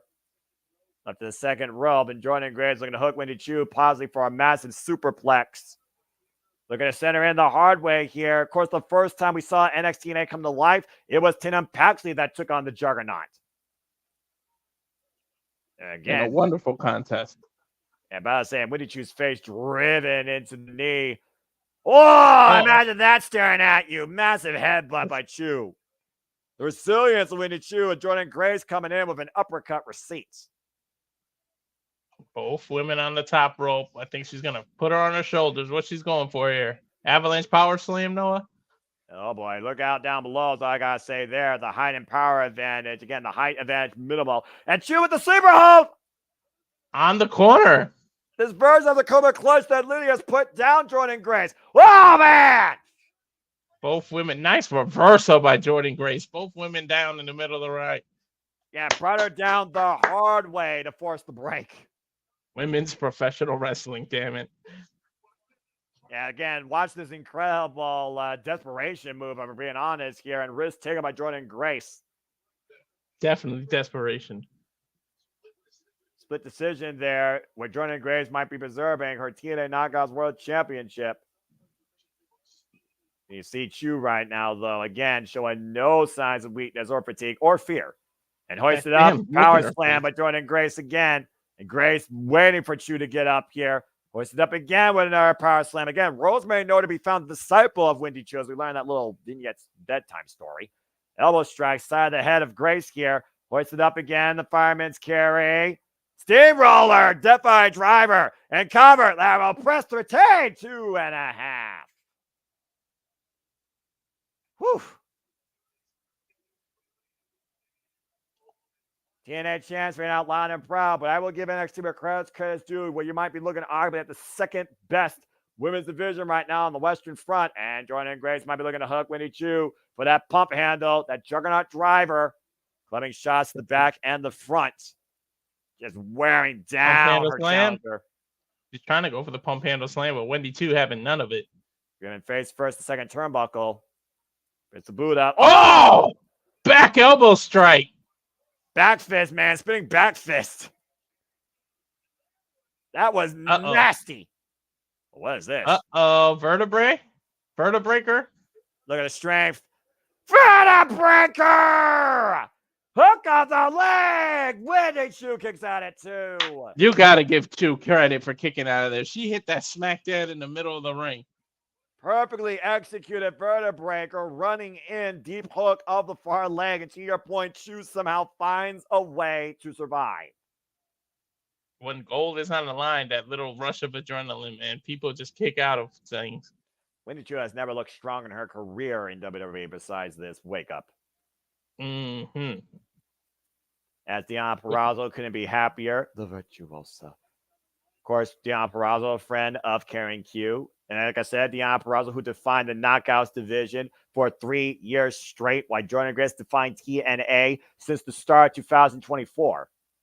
Oh, now Winnie Chu, dangerous territory. No way. Too powerful. No way. Grace up on the top rope, just clubbing Chu in the top of the head. Looking for pull her by the legs. Those are thighs that can crush a damn watermelon. Right? And right now, Chu once again, massive superplex. To the belly, excuse me. And now hooking up Jordan Grace. Brainbuster! In the middle of the ring. Press kick out at 2. Damn it. 2 fraction of a second from making history there, Noah. Half a second for history in the making there for NXT to claim the TNA Knockouts World Championship. Can't believe I just freaking said that. Take a look at the replay here, and I agree, Nora. Megan Bayne would be another massive pickup for the TNA Knockouts division, the women's division where you truly could define yourself. Grace was able to cut Wendy Chu. Again, Wendy wrist Chu control. Almost made a big mistake. She put herself in the pump handle position. And big shot to the face. Fisherman suplex. Launching Chu up and over on her neck. Now to retain, crawl over, hook of the leg, 2.5 again. Wow, these both women giving it their all. Take a look at that replay, Noah. Yeah, massive inside out off the fisherman suplex. Sort of a reverse fisherman suplex. Phoning Winnie Chu up and over. It's a hell of a matchup, though. That's power, the way she threw her ass over. And resilience, though, Wendy Chu cannot be denied here. Elbow strikes to the side of the head. Once again, looking for the Cobra clutch. Cobra clutch. Sleeper hold. Sleeper hold. Oh, Jordan almost smacked the ref there. Is it time for Jordan Grace to go to sleep here? Paige asking for the break as again, grabbing the ropes, but Chu forced the break, sends Grace up with a suplex. And once again, butterfly powerbomb. Full Nelson slam, my friend. And back to the sleeper. Did she wear the Juggernaut down enough? Body grapevine. Cobra clutch is in. Will Jordan Grace go night-night? Will we see a new face of the TNA Knockouts division represented in NXT? Grace referee checking her arm. Again, that's a lot of power to neutralize, though. And Wendy Chu has to be aware of it, squeezing as tight as she can. Grace back up to her feet, though. She is carrying Wendy Chu like a backpack. Grim and face first the top turnbuckle. And Chu once again mounting Jordan Grace. Jordan Grace, though, hooking up Chu. Uh-oh. Power bomb! And now Grace looking to finally hook her up. Pop handle. Juggernaut driver. Cover. Jordan Grace has done it. Night, Chu. And no Rosemary interference. And that is why she is the TNA Knockouts World Champion. Damn it. At this point, the question is who the hell can stop this woman? Jordan Grace proven once again why she is the face of TNA and literally the standard of NXT NA. No, I don't know what it's gonna take or who it's gonna take to beat her. Yeah, you got I think Rosemary's gonna pop in. Rosemary's here. Remember, Rosemary previously challenged Jordan Grace, but it was ruined by acts of ignorance. Now hooking up the Knockouts World Champion. Into the Cobra Clutch. And the sleeper applied again. Jordan Grace being neutralized here in front of her family after successfully retaining her Knockouts World Championship. I don't think this is the last we see of these three, Noah. And referee's trying to force the break here. This may lead to Halloween Havoc, like I said, Noah. Well, message sent to the Juggernaut by both Wendy Chu and Rosemary. That's quite a sore loser. Gives you sore loser vibes, though, huh? Yeah, no kidding. Well, there's only one match left to decide. One title left. Yeah, again, Wendy Chu and Rosemary might literally be the nightmares here in NXT and TNA. Wendy Chu unable to capture the TNA Knockouts World Championship, but still was able to put the champion to sleep once again. History can't be made all the time. Still, phenomenal effort by Wendy Chu and a great match here with Jordan Grace. But it is a statement, Noah. Jordan Grace won the title, but who's on their feet walking away from the match? And we got Cinderella backstage. Oh, JJ's wish! Father and daughter!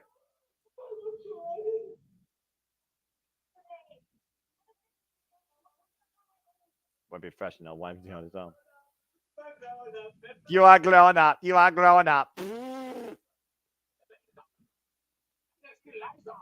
NXT Liaison. Liaison. The director of authority at TNA. Oh my God, JJ got his wish. He did.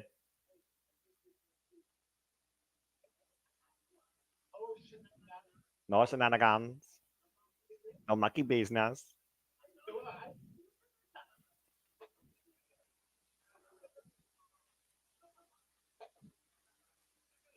He looked like he's gonna cry for real.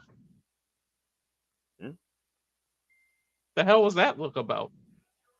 Well, after an incredible Knockouts World Title match and an incredible win, we will hear from Joe Hendry this Thursday on TNA Impact, where I think it's clear to say we believe this man is definitely bound for glory. But no, I don't think I like that last look Santino gave. Anyway. Oh, that was so good. Wait till JJ finds out. That was so funny.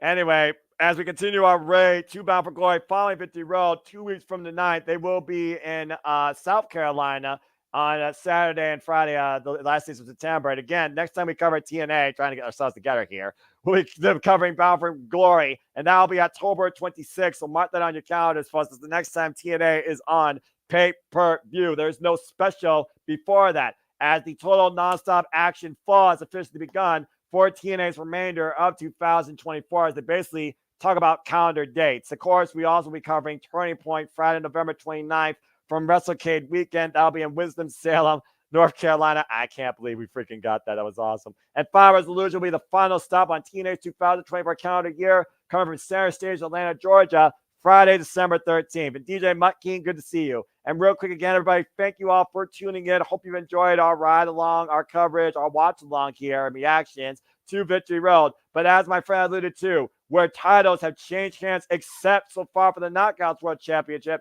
it all comes down to this. Can Nemeth beat the system? It's Nick Nemeth versus Moose for the TNA World Championship. Total nonstop watch-alongs as well. Yeah, pretty much.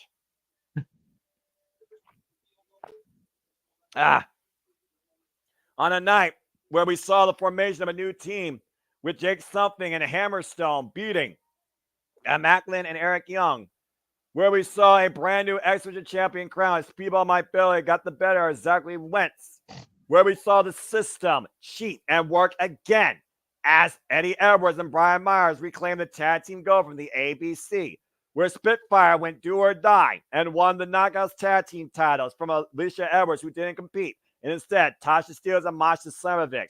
From Joe Hendry getting the biggest win of his career, beating Josh Alexander, to Steph DeLander saying she'll be out indefinitely as she has to go get neck surgery, and I wish her absolutely nothing but the best. To the fact now that we look at the TNA Knockouts division, the Knockouts World Champion still joining Grace, but Winnie True and Rosemary putting the champion to sleep following it. It all culminates with this. The TNA World Championship, the wanted man, the face of the franchise, Moose and Nick Nemeth. The system's one down, one to go because they didn't win the first one, so we'll see. And again, Nick Nemeth even said he didn't get to pin the man that beat him and that previously held this title. He survived 60 minutes with Josh Alexander. He beat Mustafa Ali. He outlasted Rich Swann, but he has not put Moose in the danger zone. And tonight he looks to leave Moose with nothing but the road as he looks to leave with the victory and still hopes to be our undisputed fighting TNA World Champion, forged to be bound for glory. Will the system once again fully reboot, or can Nemeth beat the system for the first time ever in his career? It's time for our main event. Getting hyped. And wait a minute. What the hell? What's he doing here? Oh, good grief. As if there's not going to be any more arrogance. Here comes Frankie Kazarian. What the hell's he doing here? We're not scheduled to see Frankie Kazarian at all. He wasn't even booked for the card tonight.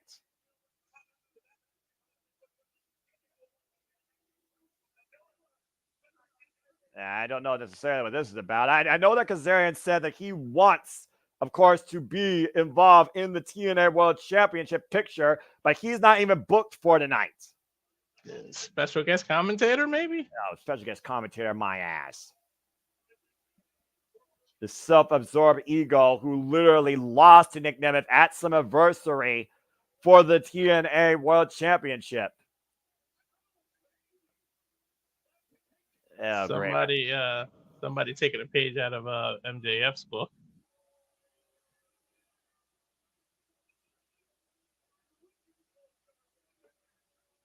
I guess you're right. And Tom Hannigan's headaches just grew to 11. It looks like Kazarian will be joining this match on commentary. The hell is the point of this? I guess he's trying to put himself closer to the title.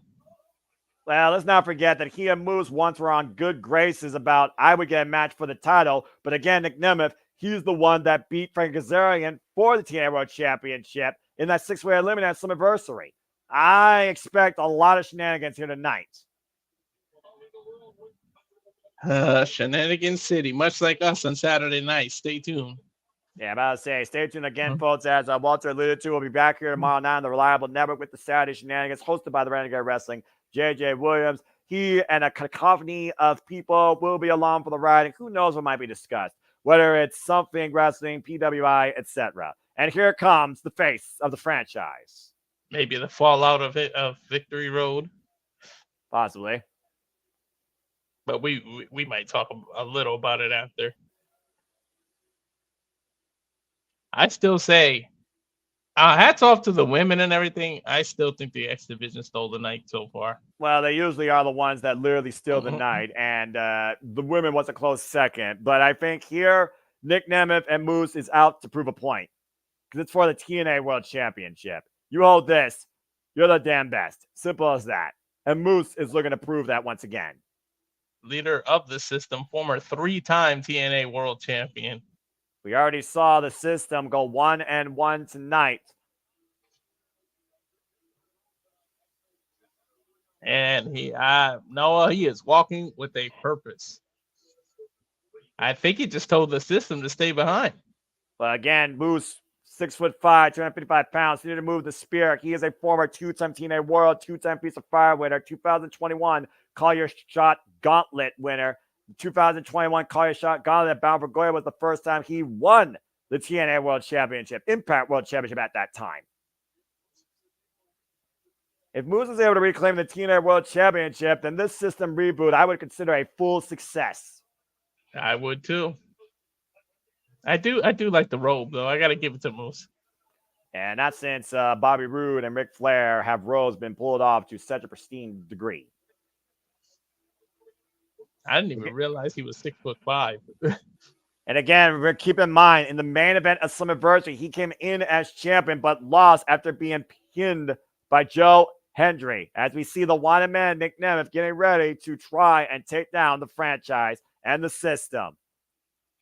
Here we go. The wanted man is looking to take Moose into the danger zone and take the system down once and for all. Oh boy. Buckle up. This is going to be a long one. I guarantee you that. Well, he knows about going long. He was 60 minutes the last time we've seen this man. And now with 3 successful defenses in his first ever run as TNA World Champion, to your point. 6 foot, 206 pounds, signature moves, of course, Danger Zone and Super Kick. 2-time World Heavyweight Champion, previously AAA Omega Champion, former IWGP Global Heavyweight Champion. If you want to go deeper, former NXT Champion. Former Intercontinental Champion. Former World Heavyweight Champion. Former Money in the Bank winner. One of the best cash-ins. And again, Frank Kazarian right now, who literally has no respect, it seems, for anybody but his own egotistical self. Bigger ego than Oliver Page, and that's saying something. If it wasn't for Nick, we might not know Big E the way we know him either. Fact. And again, if it wasn't for Nick Nemeth, Frank Kazarian probably would be the TNA World Champion. Again, it was him and Kaz as the final 2. As we go down to our main event introductions to Jay Chung, let's get ready to do this, folks. Let's give it to her. Absolutely. For the introduction. Oh boy.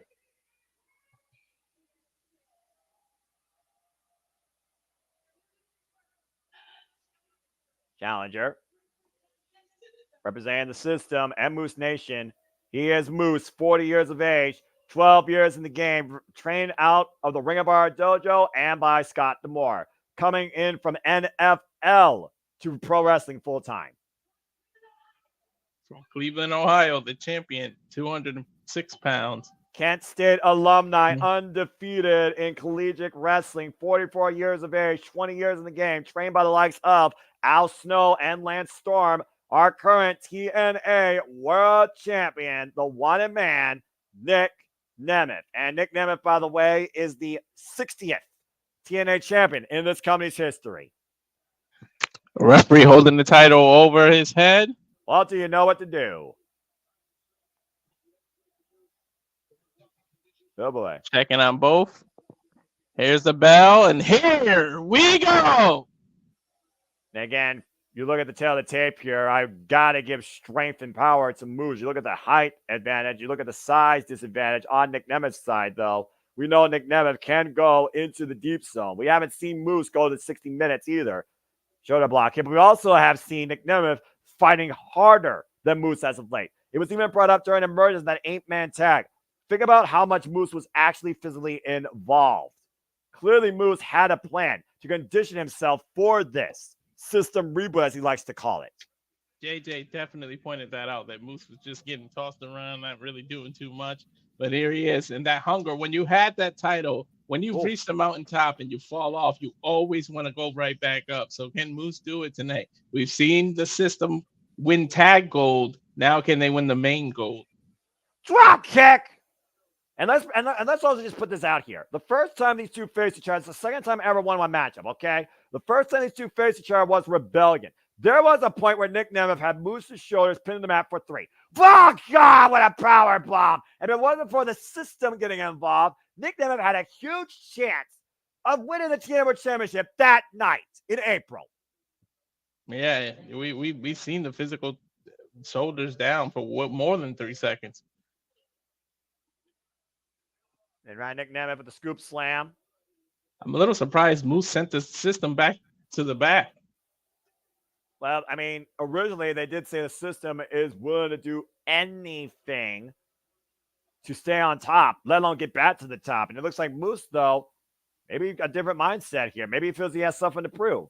After all, he didn't lose his title in a one-on-one match. He lost it in a 6-way eliminator. He wants to prove it to the system, prove it to himself, and most of all, the 2,000 people sitting in this arena. Irish whip reversal, Irish whip, Nick Nemeth thrown into the corner. Moose looking to follow up, runs into the uppercut, though. And Moose charging in. Uh-oh, Nick Nemeth. Go to hell! Sky high cover 2, kick out. And I'll tell you what, if Josh Alexander is a Kurt Angle from Wish, then Moose has got to be Terry Crews from Wish. Damn. And regardless, that was a sky-high power bomb for the heavens, sending Nemeth to hell for the 2.5. Moose can't get too confident here. We know how Nick can come back so easily. And again, driven shoulder first into the ring post. We also know the amount of punishment Nick Nemeth is willing to endure and take and put his body through to prove that he will go until he can't go no more. He's always had to say he wants to be the best in the world. He wants to be the best on that night. He wants to prove that he's the best. He goes all out no matter what, putting his body on the line for over 20 years for our entertainment.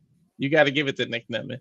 Well, I'll also give it to Moose, though, who, of course, like I said, literally transitioned full-time from the NFL to professional wrestling, has also been involved in TNA Impact, whatever the hell you want to call it, since 2017. A former, Impact Grand Champion, back when that was a freaking thing. And like you said, former Impact World Champion, 2-time TNA World Champion. 2-time Impact Grand Champion, by the way, the first accolade that Moose held in his career back in 2017. Abdominal stretch, digging his elbow in between the 3rd and 4th rib of Nick Nemeth there. Yeah, can't imagine how excruciating that is, and wrenching the nose as well. Moose having his way right now with the champion. Can't get too confident, though. Don't get too cocky. Again, that's right in front of the referee, too. Again, versus discretion, and Nemeth right now buying the hands of Moose. Hey, turnabout's fair play in this point. You guys show leniency here for the TNA World Championship. That's what it's all about. Daniel Spencer right now knows the gravity of the situation because if Moose wins, the system regains control of TNA. Drop kick! Beautiful drop kick by Moose, showing his athleticism. 255-pound athletic freak. Damn, the height he took on that. Slowly, methodically people may rolling out. underestimate Moose, but honestly, Moose is truly a 5-tool athlete in that ring. Yeah, of course he is. He wouldn't have made it in the NFL if he wasn't. You got to be a tip-top athlete to make it to the NFL. let alone wrestling. Football and professional wrestling are two different animals, man. Two different beasts. One's more full contact than the other two. I'm just saying. Yeah. Ooh, and one's got more protection. Mm-hmm. Pumpkin, of course, Moose knows Tao cannot change hands on the outside. Tao can just has to be a pinfall submission inside the ring. As Kazarian right now is scouting maybe his future opponent to challenge for the TNA World Championship. I think the ref is up to 5 here. They got to be careful. Oh, no. Not problem on the rampway. And Nemeth fighting back, though. Up and over, back the Moose on the entranceway. I think he may have hit his head on the ramp, Noah. If they could show a replay. Yeah, nasty landing there for Moose. Take a look at the replay to your point. Watch the way he lands. Oh, yeah, he hit the back of his head. Yeah, the back first, and then the head just whiplash off that still great entranceway. The fact that he's bald makes it worse, man. No hair for protection or nothing. Well, I mean, they say black don't crack, but that's a whole different conversation. Referee up to 3 now. Nick rolling in. Again, Nemeth knows he has Chim's advantage, but doesn't want to win like that. Wow, God, vicious Uranagi. Covered by Moose. Look both ways. Kick out at 2.5. Moose Uranagi, his version of the rock bottom, basically. Kazarian talking about he'd rather be a smart champion than a fighting champion. I think he'd rather be a coward. As Nemeth has literally done everything the right way here, while Kazarian's been trying to do everything his own way. And what has that led to Kazarian? A bunch of jaw-jacking, disrespecting Jay Chung, and absolutely nothing.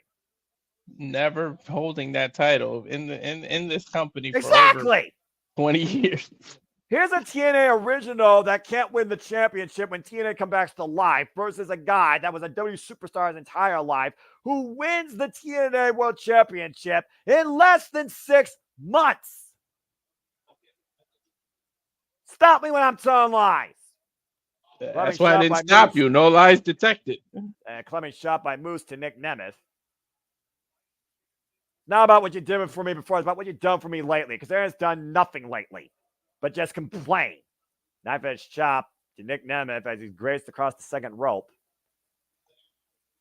And again, that war you talked about, we saw Nemeth endure the walking weapon for 60 minutes and beat him in the end 3-2 with his own finisher, by the way, the C4 spike. I'm not sure if the spear would be as effective, though, for Nemeth to try and go for against Moose. Oh, man, what a bump kick. Right to the face. Right to the face. And right now, Moose, Great minds think alike, though. Eye in the apron, reversal Rana by Nemeth as Moose taking up over on the floor. Referee starting a 10 count. Both these men know a win out here means nothing. Looking to hook up. Oh, boy. God! Power bomb on the apron! Hardest part of the ring, as you alluded to earlier, Noah. I think Nemeth was dropped tailbone first. You see him immediately grabbing and clutching the small of his spine. That was I'm sure they'll show the replay. Here we go. Yeah, right on the tailbone. That'll bruise the tailbone easy. And again, where wood meets steel, the hardest part of the ring, unforgiving to the human body.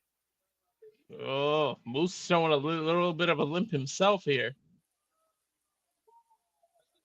And you wonder how much been taken out of the challenger versus the champion at this point. Well, when you're the challenger, you literally have nothing to lose. You got to put it all out there. It's up to you to beat the champ. The champ doesn't have to beat you in any championship match, and that's just a fact. Yeah, but when you're the champion, as much pride as Nick Nemeth, I think you throw that statement out the window because he's not going to stop until he beats Moose once for all, pins him in that ring, and finally shuts the system down. Yeah, I think as long as there's a breath in Nick Nemeth's body, he will never give up. Again, thicker skull, thinking more with your heart than your brain. Oh, the palm strike, the disrespect by Moose. And now having none of it, though, teeing off against Moose here, kicking into another gear, massive headbutt, and a clothesline sends Moose and Nemeth up and over to the outside. Both men over, but Moose is the one that lands on his feet. I think that just goes to the height advantage as well. I mean, he does stand 6'5". That's true. Ducks underneath, waist lock. Moose sent face first into the ring post, trying to stop himself from going in. And Nemeth with the waist lock. No way. Look at Nemeth, though. He does not want to be denied. Deadlift. German on the floor. Deadlift. Oh my God. Deadlift 255 pounds. And think about the fact he did it after getting a power bomb, deadlift power bomb on the apron to the back. Again, how much of that took more out of Nemeth than it did Moose? Nick Nemeth makes any move just look so damn beautifully executed. Because of how much he puts into it, his whole entire being. And right now, Nemeth scouting Moose once again. Hey, Mr. Oh no, Moose caught him. Moose caught him again. And deadlift. Oh boy. And I Moose think he was holding going on for to the the champion, hoisting him up, and a power bomb for the table! That's it. You gotta be freaking kidding! That power bomb through the timekeeper's table. The one man laid out.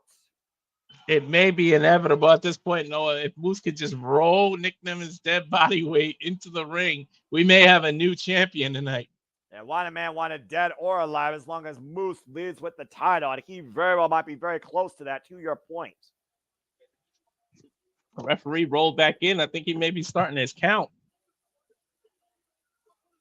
But what does Moose now do? Does he just, again, do more punishment, go back in the ring, break the 10 count, or finally try and drag that dead carcass into the ring? And you still see Moose grabbing the small of his back, to your point. He been grabbing his back ever since that back by dropping the entranceway. The smartest thing to do would go break the count, but it looks like he wants to do more damage to Nick. I think he might just be throwing him in the ring. Yep.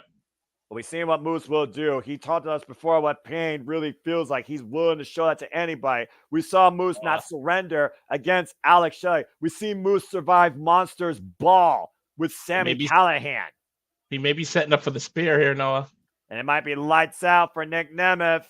And sidestep, and ooh, that Gerv just eats the turnbuckle. Massive super kick by the Watson man. Look at the Famouser. Famouser drops Moose on his head. Here's the cover. Two retain. Two get victory. Kick out by Moose at 2.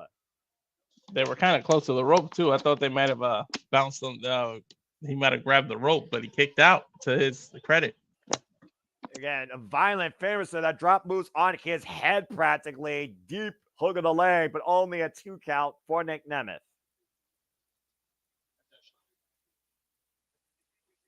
What a match. Nick starting to get the momentum, feeding off this capacity crowd now. I think he's going to go to the high rent district, Noah. I mean, again, when you're champion, you're trying to do anything possible to leave with the title. You do go for broke sometimes, but is this a risk? And we were talking about the system earlier. Here comes Alicia Edwards and JDC. Distractions in play. Never taking his eyes off Moose. And you knew they were going to have to come in at some point and aid the man. And Moose catching Nemeth out of midair. Power slam. No, sleeper. Rear naked choke. Sleeper hold applied by Nick Nemeth. They're going to bring Moose down. Moose's vision impaired as well. Oh, he's pulling Nick by the hair to flip him off. over. I think he's setting up for the scouting him. Runs into a massive super kick. That's the spit of his mouth. Looking to take him in the danger zone. Moose breaks off it, though. And Moose, spear! Spear! Spear! Cover! Has the system won? No! Nick barely able to kick out. Nick Nemeth just kicked out a Moose's spear. Get this damn dirty dangle, whatever the hell you want to call him, out of here. America's reject. And now Alicia Edwards with the TNA World Championship in hand while the referee's distracted. What's he gonna? He's gonna hit him in the head. By any means necessary, Walter. Oh, wait a minute. Wait a minute, Mike Santana! Santana said he would stop at nothing to make Moose suffer. And Santana right now trying to take out the system. JDC driven backstage. JDC and Santana found the entranceway here. Santana may have neutralized the system, but Alicia Edwards is still out there. And again, JDC cost Santana that opportunity at Slammiversary. Nick Nemeth is in the corner. Danger zone! Danger zone! Hit that from the cover. Hook up the near leg. No! Oh, I thought he had it. Somehow Moose finds a way out of the danger zone, and this TNA World Championship match continues. I thought Ace Edwards might have put his foot in the ropes, to be honest, but to Moose's credit, he kicked out. Yeah, that was all on Moose's own accord. Both men have hit each other with their kill shots, and both men have survived each other's respectfully.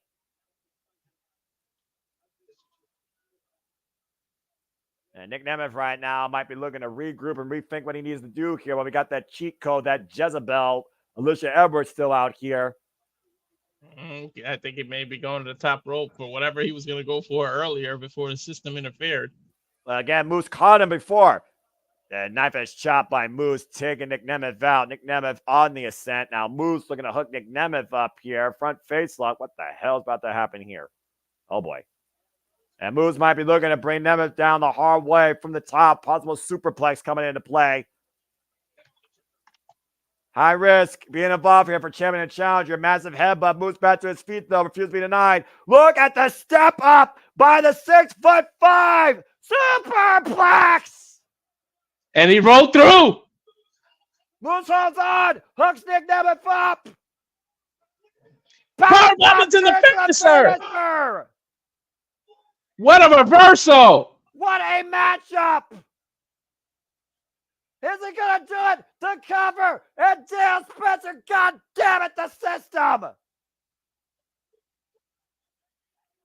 Eddie Harris and Brian Myers just pulled him out of the ring. Referee needs to kick them out. Nick Nemeth can retain right here via disqualification. Wait, the referee was going to call for the bell, but Nemeth doesn't want that. Yeah, I think he was going to DQ him. Ref telling him no. Nick telling him no. The pride of the champion, the system clearly trying to exploit it. He wants to be a fighting champion. And Dale Spencer has ejected Eddie Edwards and Brian Myers. Oh.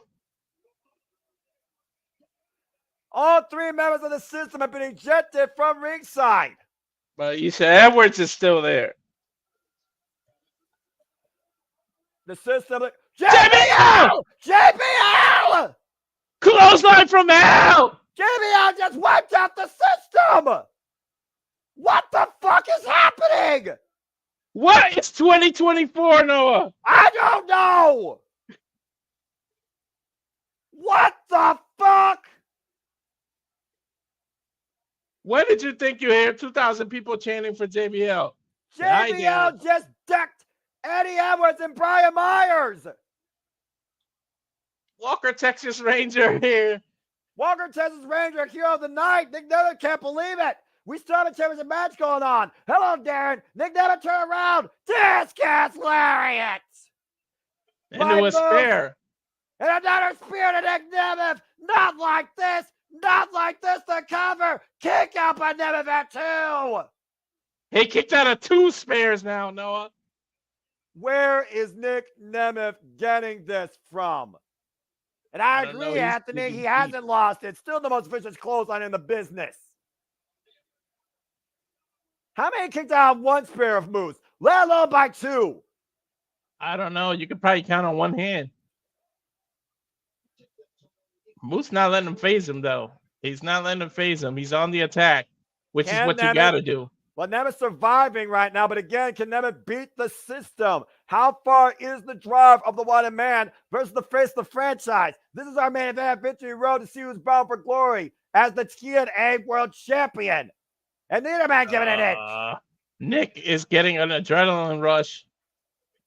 Again, these two men are absolutely relentless in proving why they are the best damn wrestler. Rightfully so in TNA. Massive slap to the face by Nemeth. Follow clipping clotheslines, wearing down Moose. And again, Moose still on his feet. Big super kick. Takes Moose down to a knee. Might go for another super kick. Now Moose catching it, though. It's caught. Oh, headbutt. Now Moose off the ropes. What? God, what a clothesline by Nemeth. JBL style clothesline. And Nemeth danger zone! Into the danger zone. folded up and over. Nemeth with the cover. Hook of the leg. The Wanted Man has beat the system. You got to give JBL a hell of a lot of credit, though. Oh, without a doubt. Nick Nemeth has done it. Nick Nemeth is still TNA World Champion. The system able to gain the tag team title, but not anything else. They lose the knockouts tag titles. They gain the men's tag titles, but they can't win the big one. And Frank Kazarian knows clearly now who he wants to go after. Nick Nemeth still holds the TNA World Championship for the first time in the Wanted Man's career. Nick Nemeth has beaten the system and pinned Moose to do it. I think Santana and Moose are bound for one-on-one and bound for glory. Yeah, well, again, Kazarian, Joe Hendry, Josh Alexander, there's still many people that want a piece of the Wanted Man, let alone wants the TNA World Championship. But at the end of the day, what Nemeth said rings true. Tonight, he has victory, and all Moose has is the road with no gold. That's it. Nick has got the monkey off his back. The standard has been reset with the Wanted Man, Nick Nemeth, who is bound for glory and claims sweet victory as Victory Road comes to a conclusion. For Walter Cruz and Noah Foster, thank you for tuning in to our Watch Along coverage. This has been TNA Victory Road. We'll see you next time in TNA at Bound for Glory. Phenomenal show. Where does the system go from here now, Noah? Technically, the system's not fully shut down, but I have to imagine that Moose right now will have to be questioned when it comes to whether you trust him being still the face of the franchise, let alone do you trust the system? And you could also give some credit due to Mike Santana. And again, what the fuck is JBL doing in TNA? I have no clue. That's just wow. Whew. Well, that being said, another tremendous night. Again, thank you all for tuning in. And I think with that, I'll just simply say this once again. That was some damn good fucking professional wrestling. Awesome show tonight from TNA once again. Victory Road concludes with victory for the Wanted Man, Nick Nemeth. That's where we go. Trust in that. Let's just, whew. Damn. It's a toss-up between the X division match and the main event.